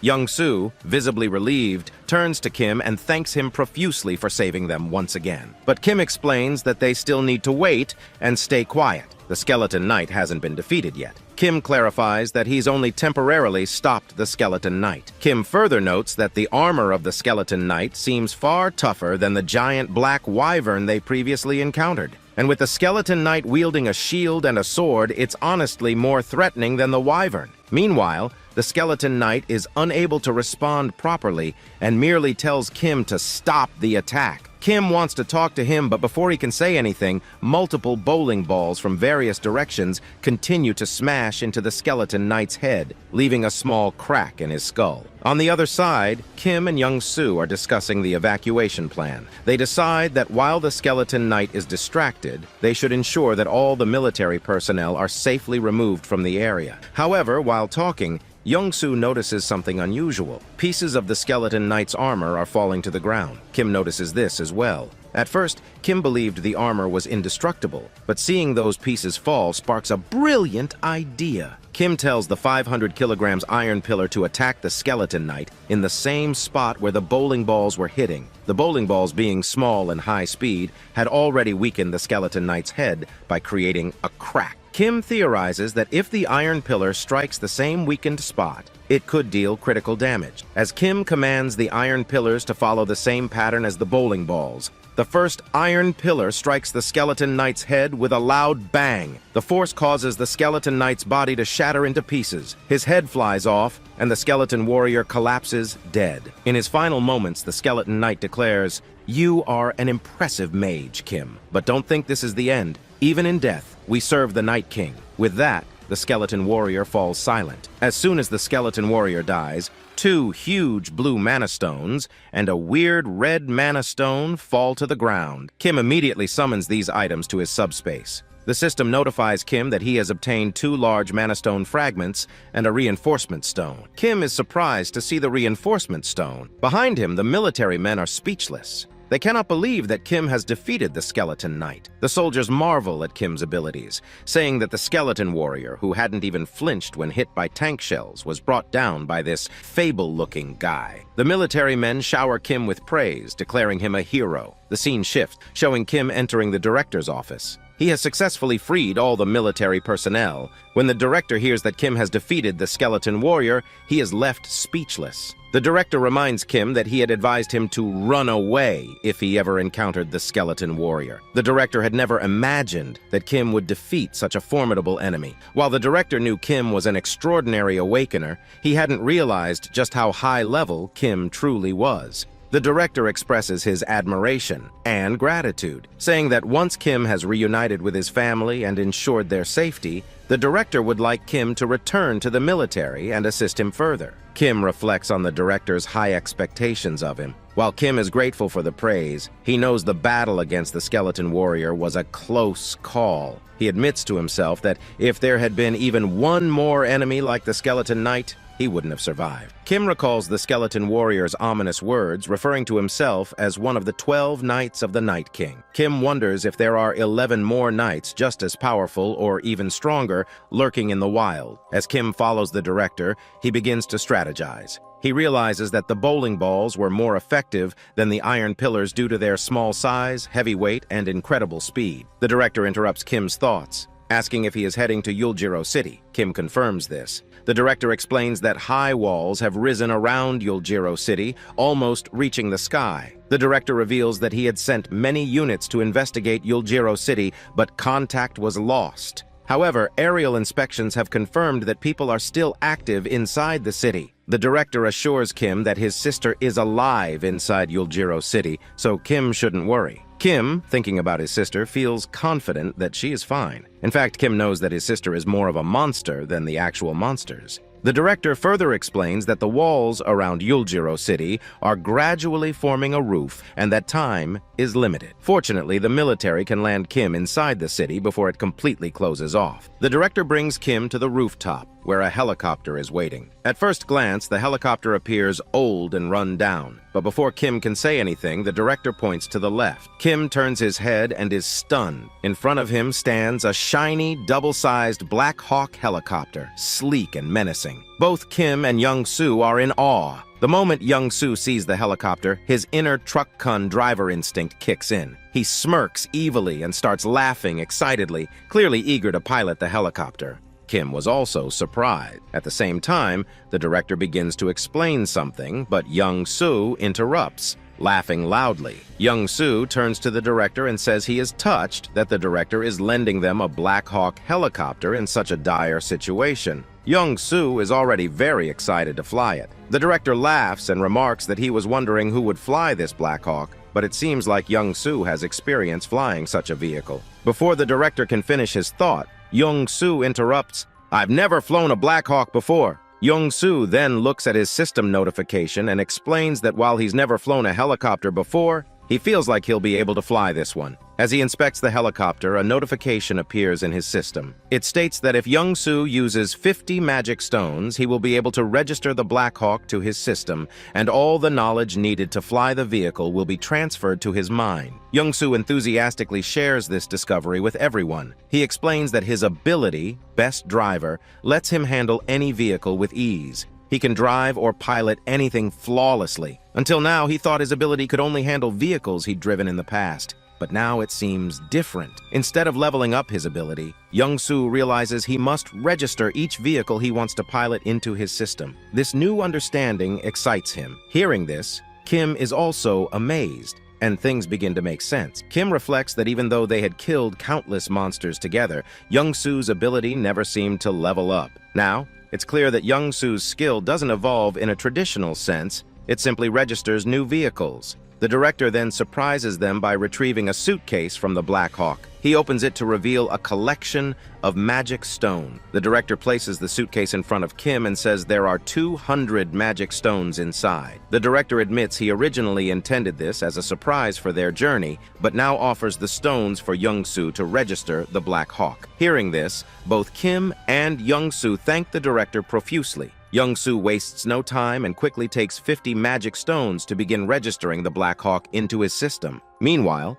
Kim feels a mix of gratitude and pressure at how much the director is giving them. As Young-soo completes the registration, he begins receiving a flood of information about flying the Black Hawk. He grows more excited, smiling evilly as if a demon lord had possessed him. Kim watches this transformation and a chill runs down his spine. Young-soo grins wickedly and tells Kim, "I've got this bad boy figured out." He then urges Kim to quickly board the helicopter, claiming he can't wait to fly it. Kim hesitates, nervous about Young-soo's overly excited demeanor. He reluctantly tells Young-soo that he trusts his ability, but nervously asks if Young-soo can fly slowly. Young-soo, maintaining his evil tone, laughs and says, "Slow? I don't do slow." Moments later, Young-soo jumps into the pilot seat, his excitement uncontainable. Kim, with tears forming in his eyes, takes his seat, knowing he's about to face a wild ride. Young-soo, like a mad scientist, starts pressing buttons and muttering to himself. He turns to Kim and says they still have a bit of time before departure,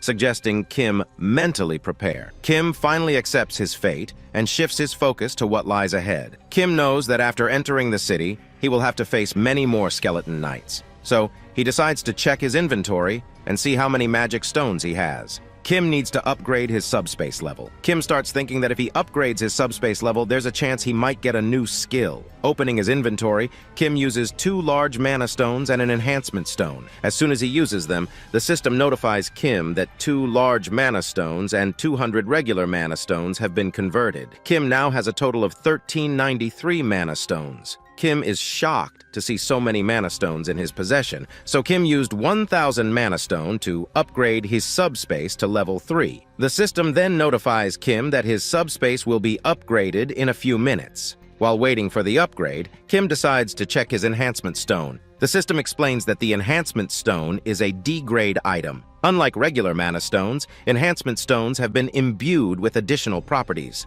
Using the awakening system, Kim can consume enhancement stones to bestow specific qualities into an object. The enhancement stone Kim has is imbued with the fire property. Kim gets a spark of inspiration on how to use the enhancement stone. But now, the critical question arises, which item should be upgraded by Kim? The most important thing is that Kim does not know how much his ability will increase by upgrading an item with the enhancement stone. He considers his 2 main weapons for attacking, the bowling ball and the iron pillars. But whenever Kim used the iron pillars, the skeleton warriors would easily cut them. Only the bowling ball proved useful against them. That's why Kim decides to upgrade the bowling ball. As soon as Kim upgrades it, he gets a new item, the Fire Bowling Ball. The bowling ball is surrounded by lava-like flames and has 2 major abilities, Penetration and Ignite. After that, Pax asks Kim if he wants to register the Ignite Bowling Ball as a new item. Kim allows him to do so. As soon as Kim gives permission, Pax informs Kim that the time has come for their departure. Kim starts to mentally prepare himself, but before he can settle his nerves, Young-soo starts the helicopter. As the Black Hawk lifts off, Kim gets nervous. The director salutes Kim, expressing his hope that Kim will safely reunite with his family. The director also hopes that once Kim finds his family, he will return to the team. Kim gives a thumbs up and says goodbye to the director. At that very moment, the system notifies Kim that his subspace has been upgraded. There are now new unlockable items and additional enhancements ready for Kim. The system reveals that Kim can temporarily increase the shipping size limit for each item using magic stones. Kim begins looking at all his unlockable items one by one, but as soon as he sees his new skills, Kim's mouth falls open in shock as if he has seen a ghost. On the other hand, the director notices Kim's expression. He wonders why Kim looks so shocked and worried. The director reflects on the 200 mana stones and the Black Hawk helicopter he provided to Kim. He believes that Kim should feel grateful. The director even thinks about how he will remind Kim of this help when Kim eventually returns to the military base. However, the director begins to worry if he might have made a mistake that caused Kim to look so concerned. Meanwhile, Kim is still astounded by his new skills. Kim's first unlockable skill is the Subspace Laboratory. This skill unlocks a transportation function with a slight healing effect. It allows Kim to heal naturally inside the laboratory. But the most significant part is that Kim can now register external objects in his subspace. However, the system notes that a separate registration fee will be consumed based on the value, size, and weight of the object. Kim finds this new ability to be a game changer. The biggest drawback of his subspace ability had always been its limitation to pre-registered targets. So far, Kim could only use the Logitech Center and military base items unlimitedly. But if Kim can now register any external object into his subspace, the potential is enormous.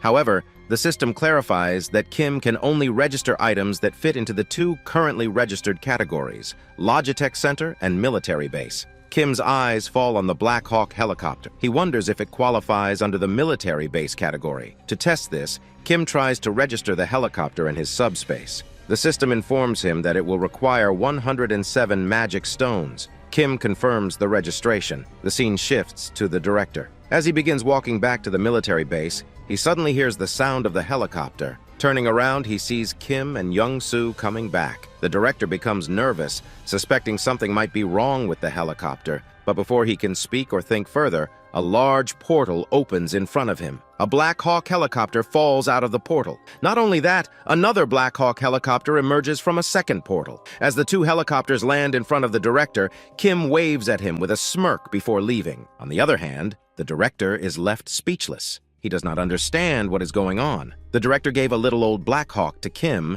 and in return, Kim gifted two brand new Black Hawk helicopters to the director. The director stands there, thinking about everything and growing increasingly worried. After that, the scene shifts. Finally, we see that Kim has entered the city. A huge fortress is being built there, slowly closing from above. The fortress is about to close. Then the scene shifts again, and we are shown a scary-looking castle. The entire interior of the castle exudes a dark, evil vibe. Sitting on a huge throne is the Skeleton King. We get a close-up of the Skeleton King as he speaks in a very serious, clicky tone. He says that no matter how much he thinks about it, he can't understand one thing. The entry permit level for the Earth dimension is only Tier 8 at best. For a higher tier being to come here, they have to lower their tier like the Skeleton King did. To think that a wizard known for his arrogance would come here, even accepting a tier reduction, is shocking. And on top of that, to invade the Skeleton King's territory and kill Guan. Here, the Skeleton King is talking about Kim. We learn that the Skeleton King is from another dimension and that Earth is an 8-tier dimension. To come to Earth, the Skeleton King greatly reduced his power. His purpose? To conquer Earth. The Skeleton King now believes that Kim, who killed Guan, is also a being from another dimension. A wizard who has come to Earth by reducing his power with the same goal, to take over Earth. On the right side of the Skeleton King, a purple flame begins to take the shape of a skull. It starts talking to the Skeleton King. The flame tells the Skeleton King that before Guan's death, Guan attempted to talk to the wizard, but the wizard killed him before he could say anything. This means the wizard is extremely dangerous. The flame advises the Skeleton King that the next time they encounter this wizard, they should kill him immediately without attempting to talk. The Skeleton King contemplates. He concludes that the wizard must be here for one reason, to take over this territory, just like the Skeleton King himself. But there can't be two tigers in one place. If the Skeleton King wants to capture this place, he must kill the wizard. The Skeleton King then mentions that they are nearly finished with something he calls the harvest. Once the harvest is complete, they will strike at the wizard. The flame reveals its name, Lancelot. Lancelot is a knight whose body is somewhere else, and he communicates with the Skeleton King through the flame. Lancelot then informs the Skeleton King that there is an invader heading toward their castle. The Skeleton King assumes it must be those bothersome toys again. He tells Lancelot to ignore them because they are going to die soon anyway. The scene shifts, and we see Kim and Young-soo enter the city. A bat-like monster appears but is quickly killed by Kim in one shot, using his Ignite bowling ball. Kim is very surprised by how powerful the bowling ball is compared to the iron pillar. While Kim is thinking about this, Young-soo calls out to him and says that it will be very difficult to land because there is a skeleton knight fighting a monster below them. Kim looks down and notices another skeleton knight, similar to the one he killed before. However, this one is different. Instead of a sword, he wields a pointy spear, the kind used by knights in ancient times. The skeleton knight uses magic, imbuing his spear with immense power. He unleashes a full-force attack at his opponent.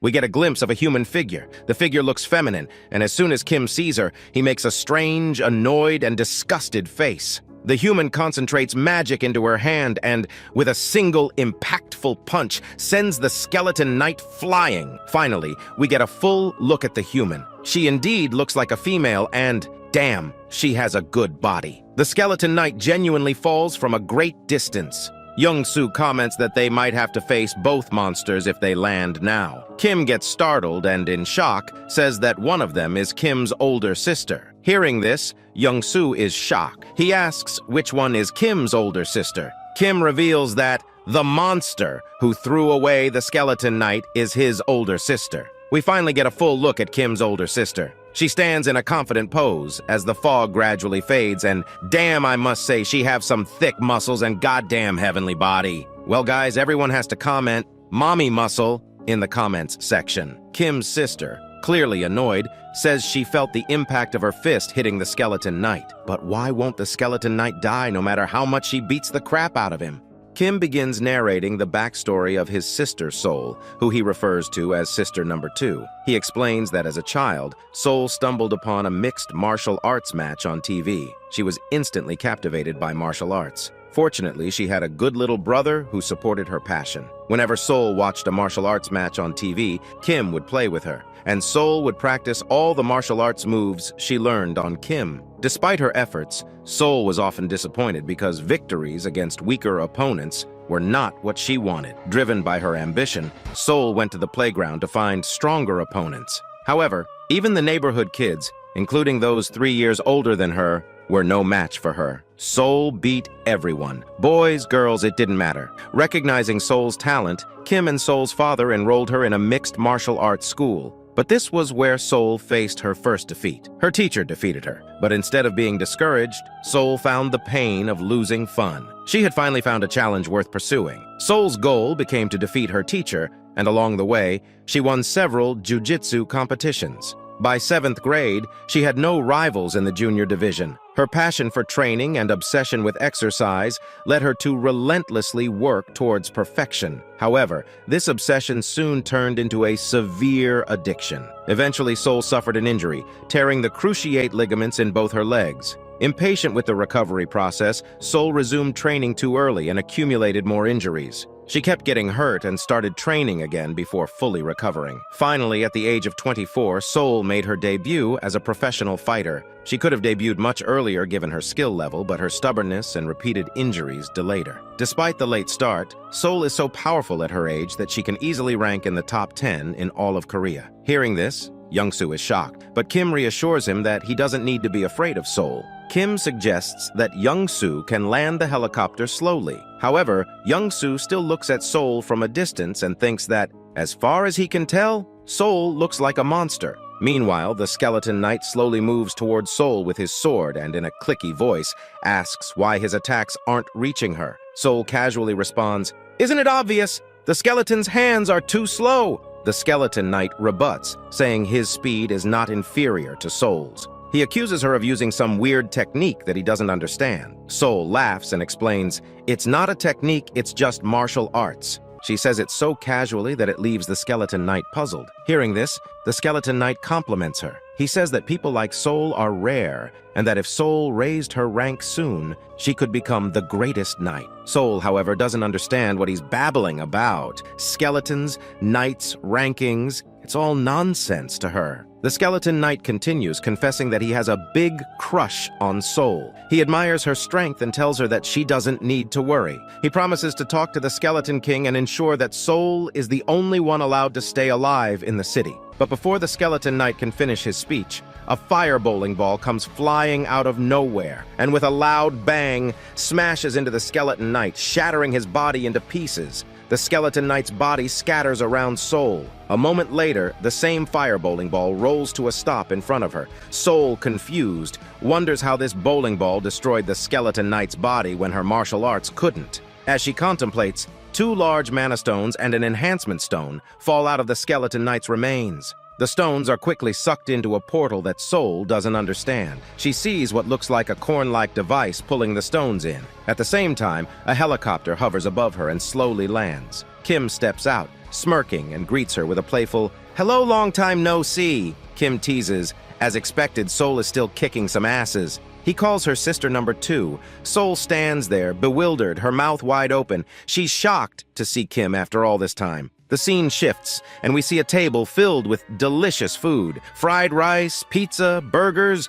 there's every type of mouth-watering dish imaginable. Juhee and Kim sit stunned, watching Soul devour the food like an animal. Juhee, unable to contain her curiosity, asks Soul if she's using some special ability to enhance her physical strength. Soul, while taking huge bites of chicken and pizza, responds casually, explaining that Juhee is half right and half wrong. Soul's physical abilities were naturally good. It wasn't related to the barrier. Soul explained that the barrier's only purpose was to prevent her from being attacked by the outside world. "That's all," Soul said casually. But as Soul continued eating vigorously, Juhee's patience snapped. "Eat slowly!" Juhee scolded. She warned Soul that if Soul didn't slow down, the food would get stuck in her throat and she'd end up with indigestion. Kim, watching the exchange, laughed lightly and told Juhee that it was pointless to explain to Soul. "Soul has been eating like this since childhood," Kim said with a resigned smile. Amidst this sibling banter, a good, happy, and emotional conversation unfolded between the 3 of them. Kim, with a genuine smile,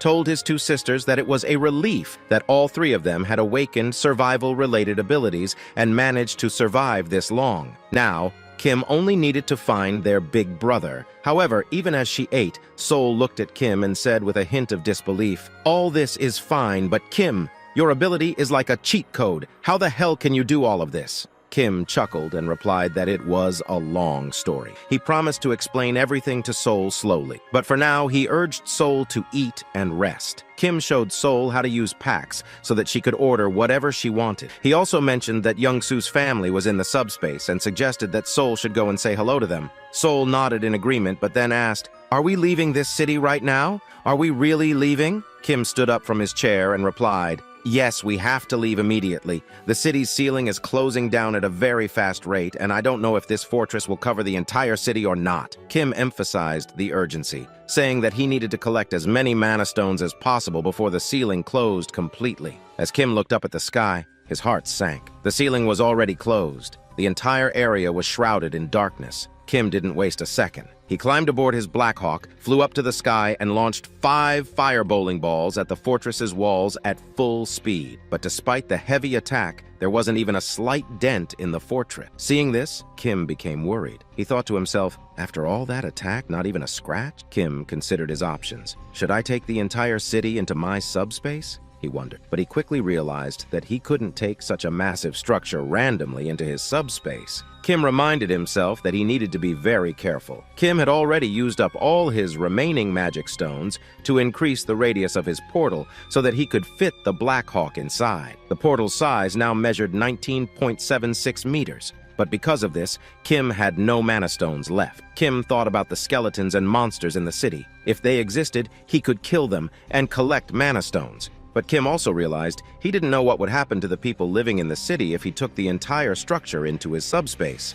As Kim pondered these dilemmas, Sol spoke up from behind. Seeing this situation, it looks very troublesome. After that, Sol tells Kim about her encounter with the Skeleton Knight. She explains how, just before his death, the Skeleton Knight said that he would spare Sol's life because he liked her. The knight mentioned that if Sol stayed in the city, her death would be prolonged. Kim asks Sol for more details, but Sol responds, "Before I could learn more, you split the Skeleton Knight into pieces." Sol adds that she still doesn't know how exactly she would have died if she stayed in the city. The Skeleton Knight had only said he would speak to the Skeleton King about sparing her life. After hearing this, Kim realizes that if he wants to escape the city, he must confront the Skeleton King. The real question was, how to find the Skeleton King in such a vast city? Kim doesn't have any clues, but before he can figure it out, the Demon King inside Young Soo awakens. With a deep, evil smile, Young Soo declares, "I only need 5 minutes. Within 5 minutes, I'll find the Skeleton King's castle." Kim immediately understands the chaos about to unfold. "Stop screaming, Young Soo!" Kim shouts,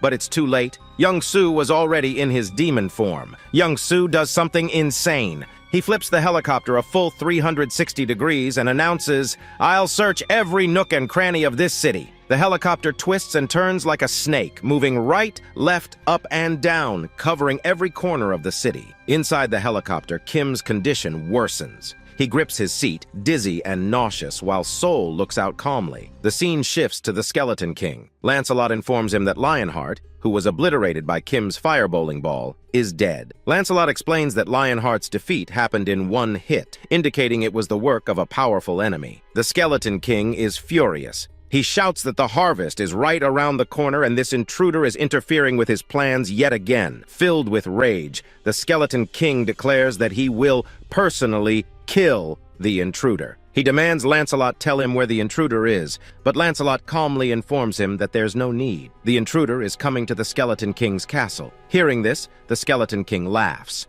From within the castle, the Skeleton King sees Kim's helicopter flying toward him. At first, the Skeleton King is confused, expecting a wizard. But after observing Kim, the Skeleton King remarks in a serious tone that this doesn't look like a wizard. Instead, it appears to be an undead. Well, you know it's bad when the undead thought you are undead, but the Skeleton King doesn't care. Wizard or undead, whoever has ruined his plans won't be left alive. The scene shifts again, and we see a huge door leading to the Skeleton King's room. The interior of the castle is filled with bat monsters stuck to the walls. They are lying in wait to attack any intruders. The huge door opens and Kim enters the room. He is in bad shape. It looks like a ghost. In a weak voice, Kim says that he will never riding a helicopter again. The motion sickness was on another level, but suddenly from behind, Sol notices something. She comes running at full speed and calls out to Kim, but Kim, still dizzy, opens his eyes to see a huge, fat, six-pack abs bat monster about to bite his neck with its sharp teeth. At the right moment, Sol lifts her thick-ass muscles, and with a single devastating punch, she tears apart the bat monster's body. All of a sudden, due to the attack of the bat monster, Kim's dizziness disappears. He quickly says thanks to his sister, but Sol cringes at the word and tells him to stop saying thanks. However, Sol's attention is suddenly drawn elsewhere. She notices something strange. Sol begins to carefully scan the entire dark chamber, her expression serious. She mutters that there is something more. Kim, confused, tries to understand what Sol means, but he can't see anything. For him, the hallway ahead looks completely empty with no sign of monsters. But then, from the dark hallway, a sea of red, shiny eyes appears. These bat-like eyes begin to glare menacingly at Kim, Young Soo, and Sol. Kim's heart races as he realizes the danger. He turns to Young Soo, his voice filled with urgency, and tells him to retreat to the subspace. Kim is worried. How could he possibly face so many monsters alone? But then he remembers he isn't alone. Sol, the martial arts fanatic, is with him. Sol's smirking smile grows even wider as she observes the waves of monsters emerging from the darkness.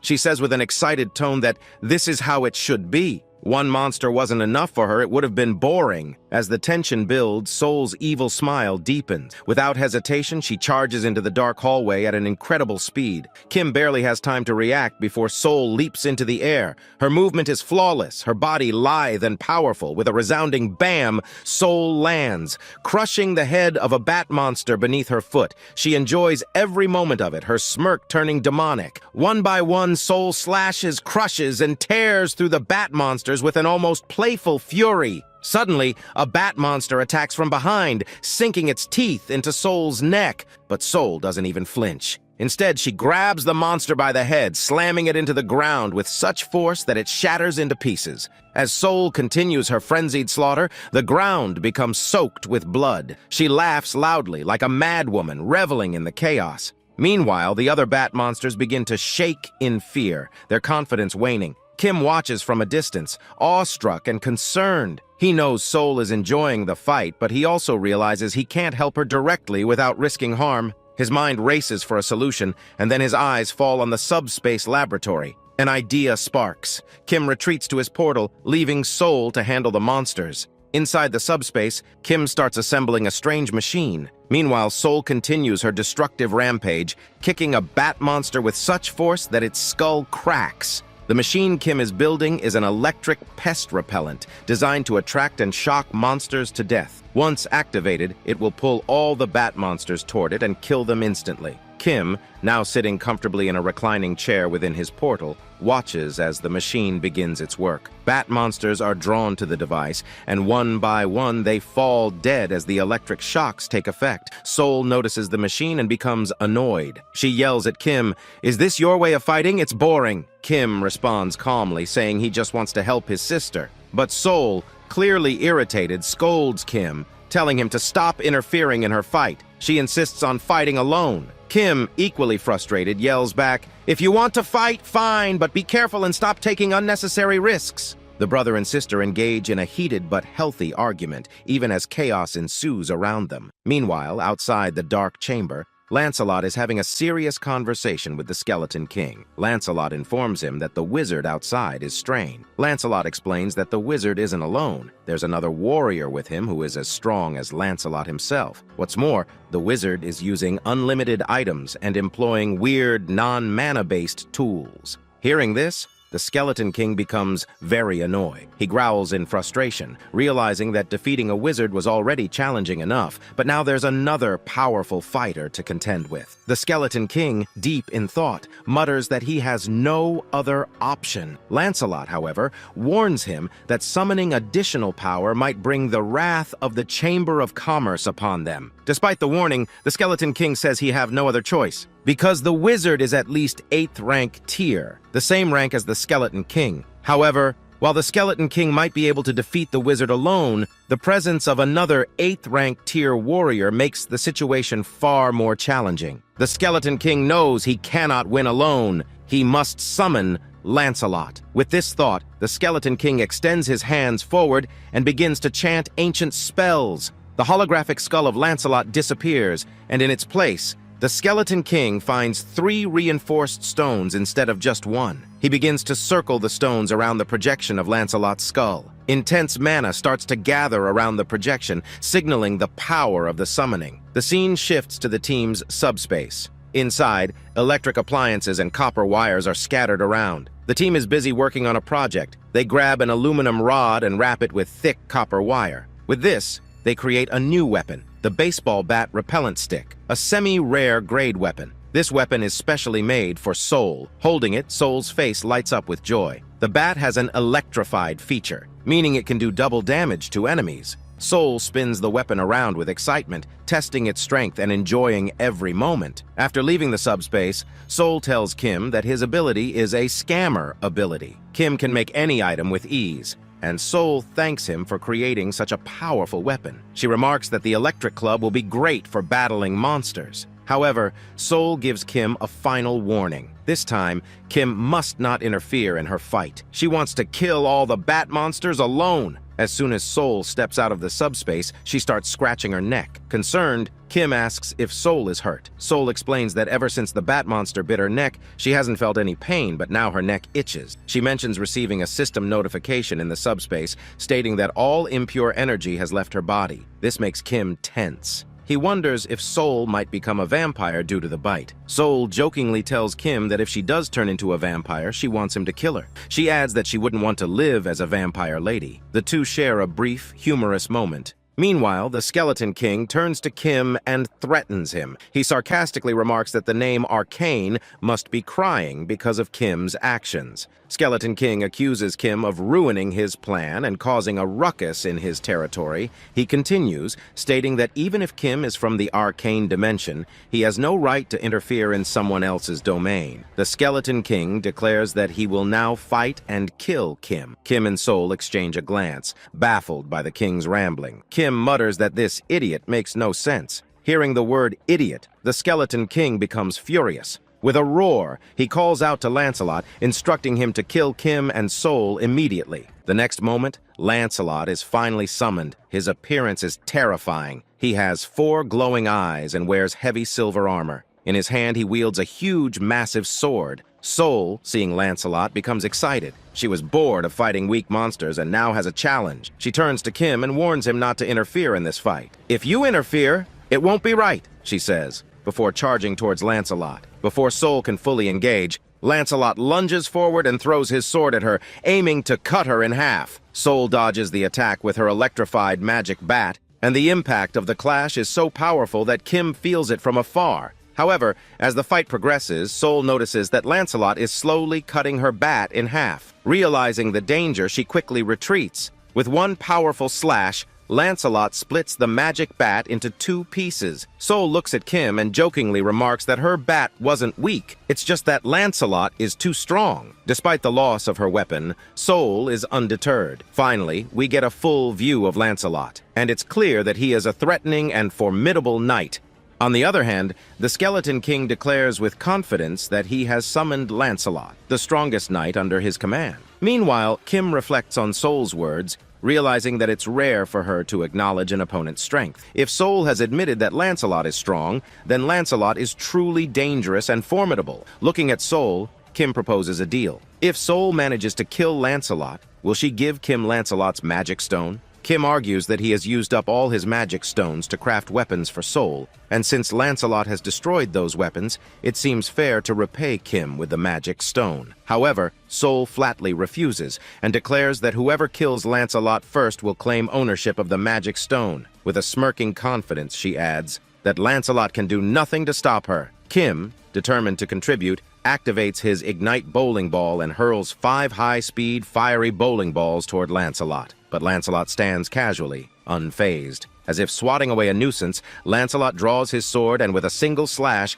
cuts through all the bowling balls as if they were nothing. As the balls split, a hot, lava-like liquid oozes out. Kim doesn't stop there. He throws bowling balls from multiple directions, hoping to overwhelm Lancelot. But Lancelot treats the attacks like child's play, slicing through the incoming balls like tofu. Seeing this, Kim's mouth hangs open in shock. He is stunned by Lancelot's agility and precision. How could someone cut through high-speed magic bowling balls so effortlessly? While Lancelot is occupied cutting the bowling balls, Soul seizes the opportunity and dashes forward. She punches Lancelot's face with all her might. But to her dismay, Lancelot does not take even 1% damage. In retaliation, Lancelot swings his sword, aiming to slash Soul's neck. Soul barely dodges the attack and counters with punches to Lancelot's face and chest. Yet Lancelot remains unharmed. Kim sees his chance and launches another Ignite bowling ball directly at Lancelot's head. This time, Lancelot is hit full force and is thrown far away, but even then, Lancelot is unharmed. He stands up, glaring at Kim with threatening eyes, not a single scratch on him. Kim, feeling uneasy, begins to suspect something is terribly wrong. He recalls the same ominous feeling he had when facing the Black Wyvern. His 6th sense tells him that this fight is not what it seems. Without hesitation, Kim activates his subspace and pulls Soul into it. Soul, furiously angry, demands to know why Kim interfered. Kim explains that he felt an unshakable sense of danger. Even after using his strongest attack, Lancelot remained untouched. Kim compares the situation to his past battles. His strongest attack was enough to cut the Skeleton King into 2 pieces in 1 blow, yet it did nothing to Lancelot. Soul, though reluctant, admits that she cannot defeat Lancelot alone. Lancelot, however, has no intention of waiting. In an insanely fast movement, he disappears from his previous position and appears in front of Kim's barrier, slamming his enormous sword against it. Kim is genuinely terrified by Lancelot's blinding speed and sheer strength. Even Soul admits that Lancelot is dangerous. If this fight continues, both Kim and Soul will die. Despite Lancelot's relentless attempts, he fails to break the barrier.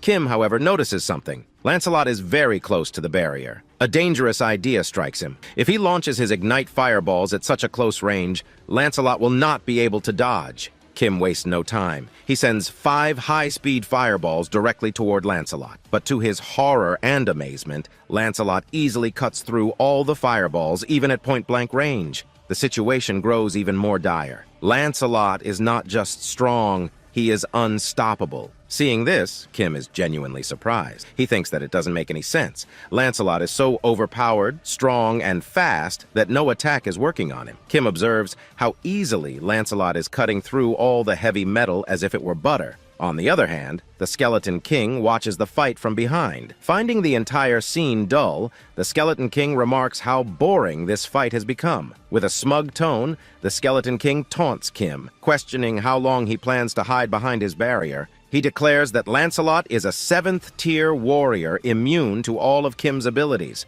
According to him, no matter what Kim does, he can't defeat Lancelot. The Skeleton King sits arrogantly on his throne and reminisces. He reveals that he invested all his resources and wealth to come to Earth and thought summoning Lancelot was necessary to survive against Kim and Soul. However, now, as he watches their futile attempts, he expresses his disappointment. If the Skeleton King had known how weak they were, he wouldn't have taken the risk of summoning Lancelot in the first place. As the Skeleton King watches closely, he notices something unusual. Kim is not using any magic. Instead, Kim is launching strange, weird items from his portal in an unlimited supply. Realizing this, the Skeleton King's eyes light up as he begins to form an idea. Kim, on the other hand, doesn't know what to do. He checks all his abilities: subspace laboratory, replicate extra-large subspace life support, but none seem useful to defeat the Skeleton King or Lancelot. Kim resorts to throwing ignite bowling balls at Lancelot repeatedly, but Lancelot continues to cut through them effortlessly. Kim genuinely feels stuck.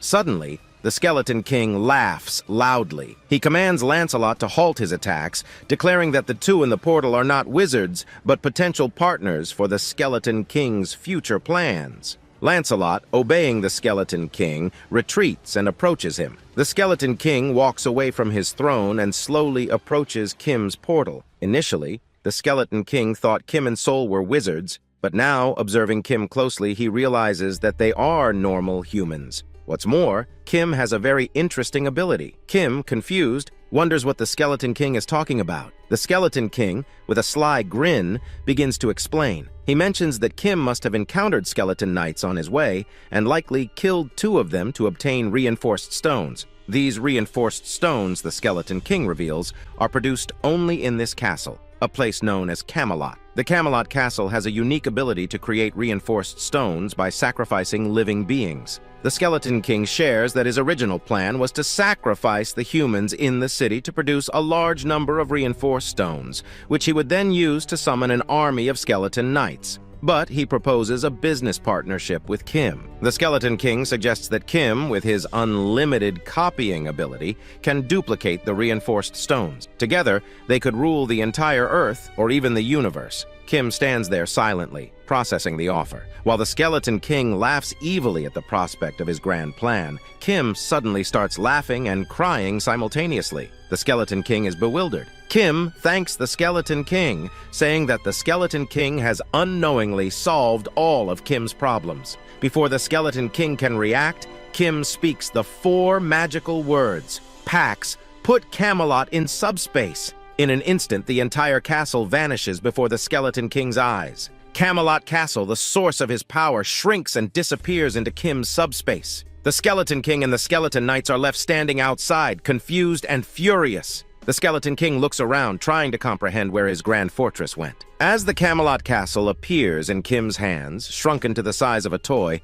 Soul casually remarks how small and insignificant it looks. Fuming with rage, the Skeleton King bellows, "How dare you, ninth-tier slave bastards!" He accuses Kim and Soul of ruining his lifelong plan and vows to kill them all. In his anger, the Skeleton King summons a purple ball of dark energy filled with the souls of the dead. The green, ghostly souls shoot toward Kim's portal, attempting to break through. But as the smoke clears, Kim and Soul remain unharmed. Kim, now calm, starts pondering. He remembers the name of the Skeleton Knight summoned by the Skeleton King, Lancelot. Kim decides to try something bold. He calls out Lancelot's name, attempting to summon him. To everyone's astonishment, Lancelot appears in front of Kim. But this time, Lancelot is not surrounded by his usual dark aura. Instead, he radiates a warm, golden light. Lancelot turns to Kim, acknowledging him as his new master. Kim orders Lancelot to kill the Skeleton King. Without hesitation, Lancelot immediately draws his sword, and with one swift and powerful slash, he cuts the Skeleton King clean into two pieces.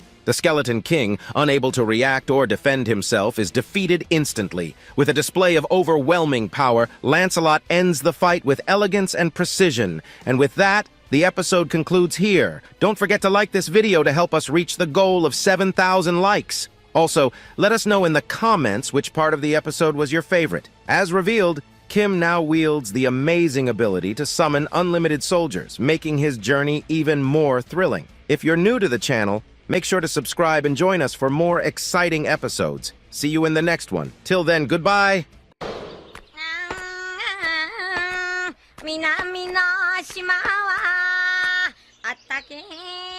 Paina pura pura, atama poka poka.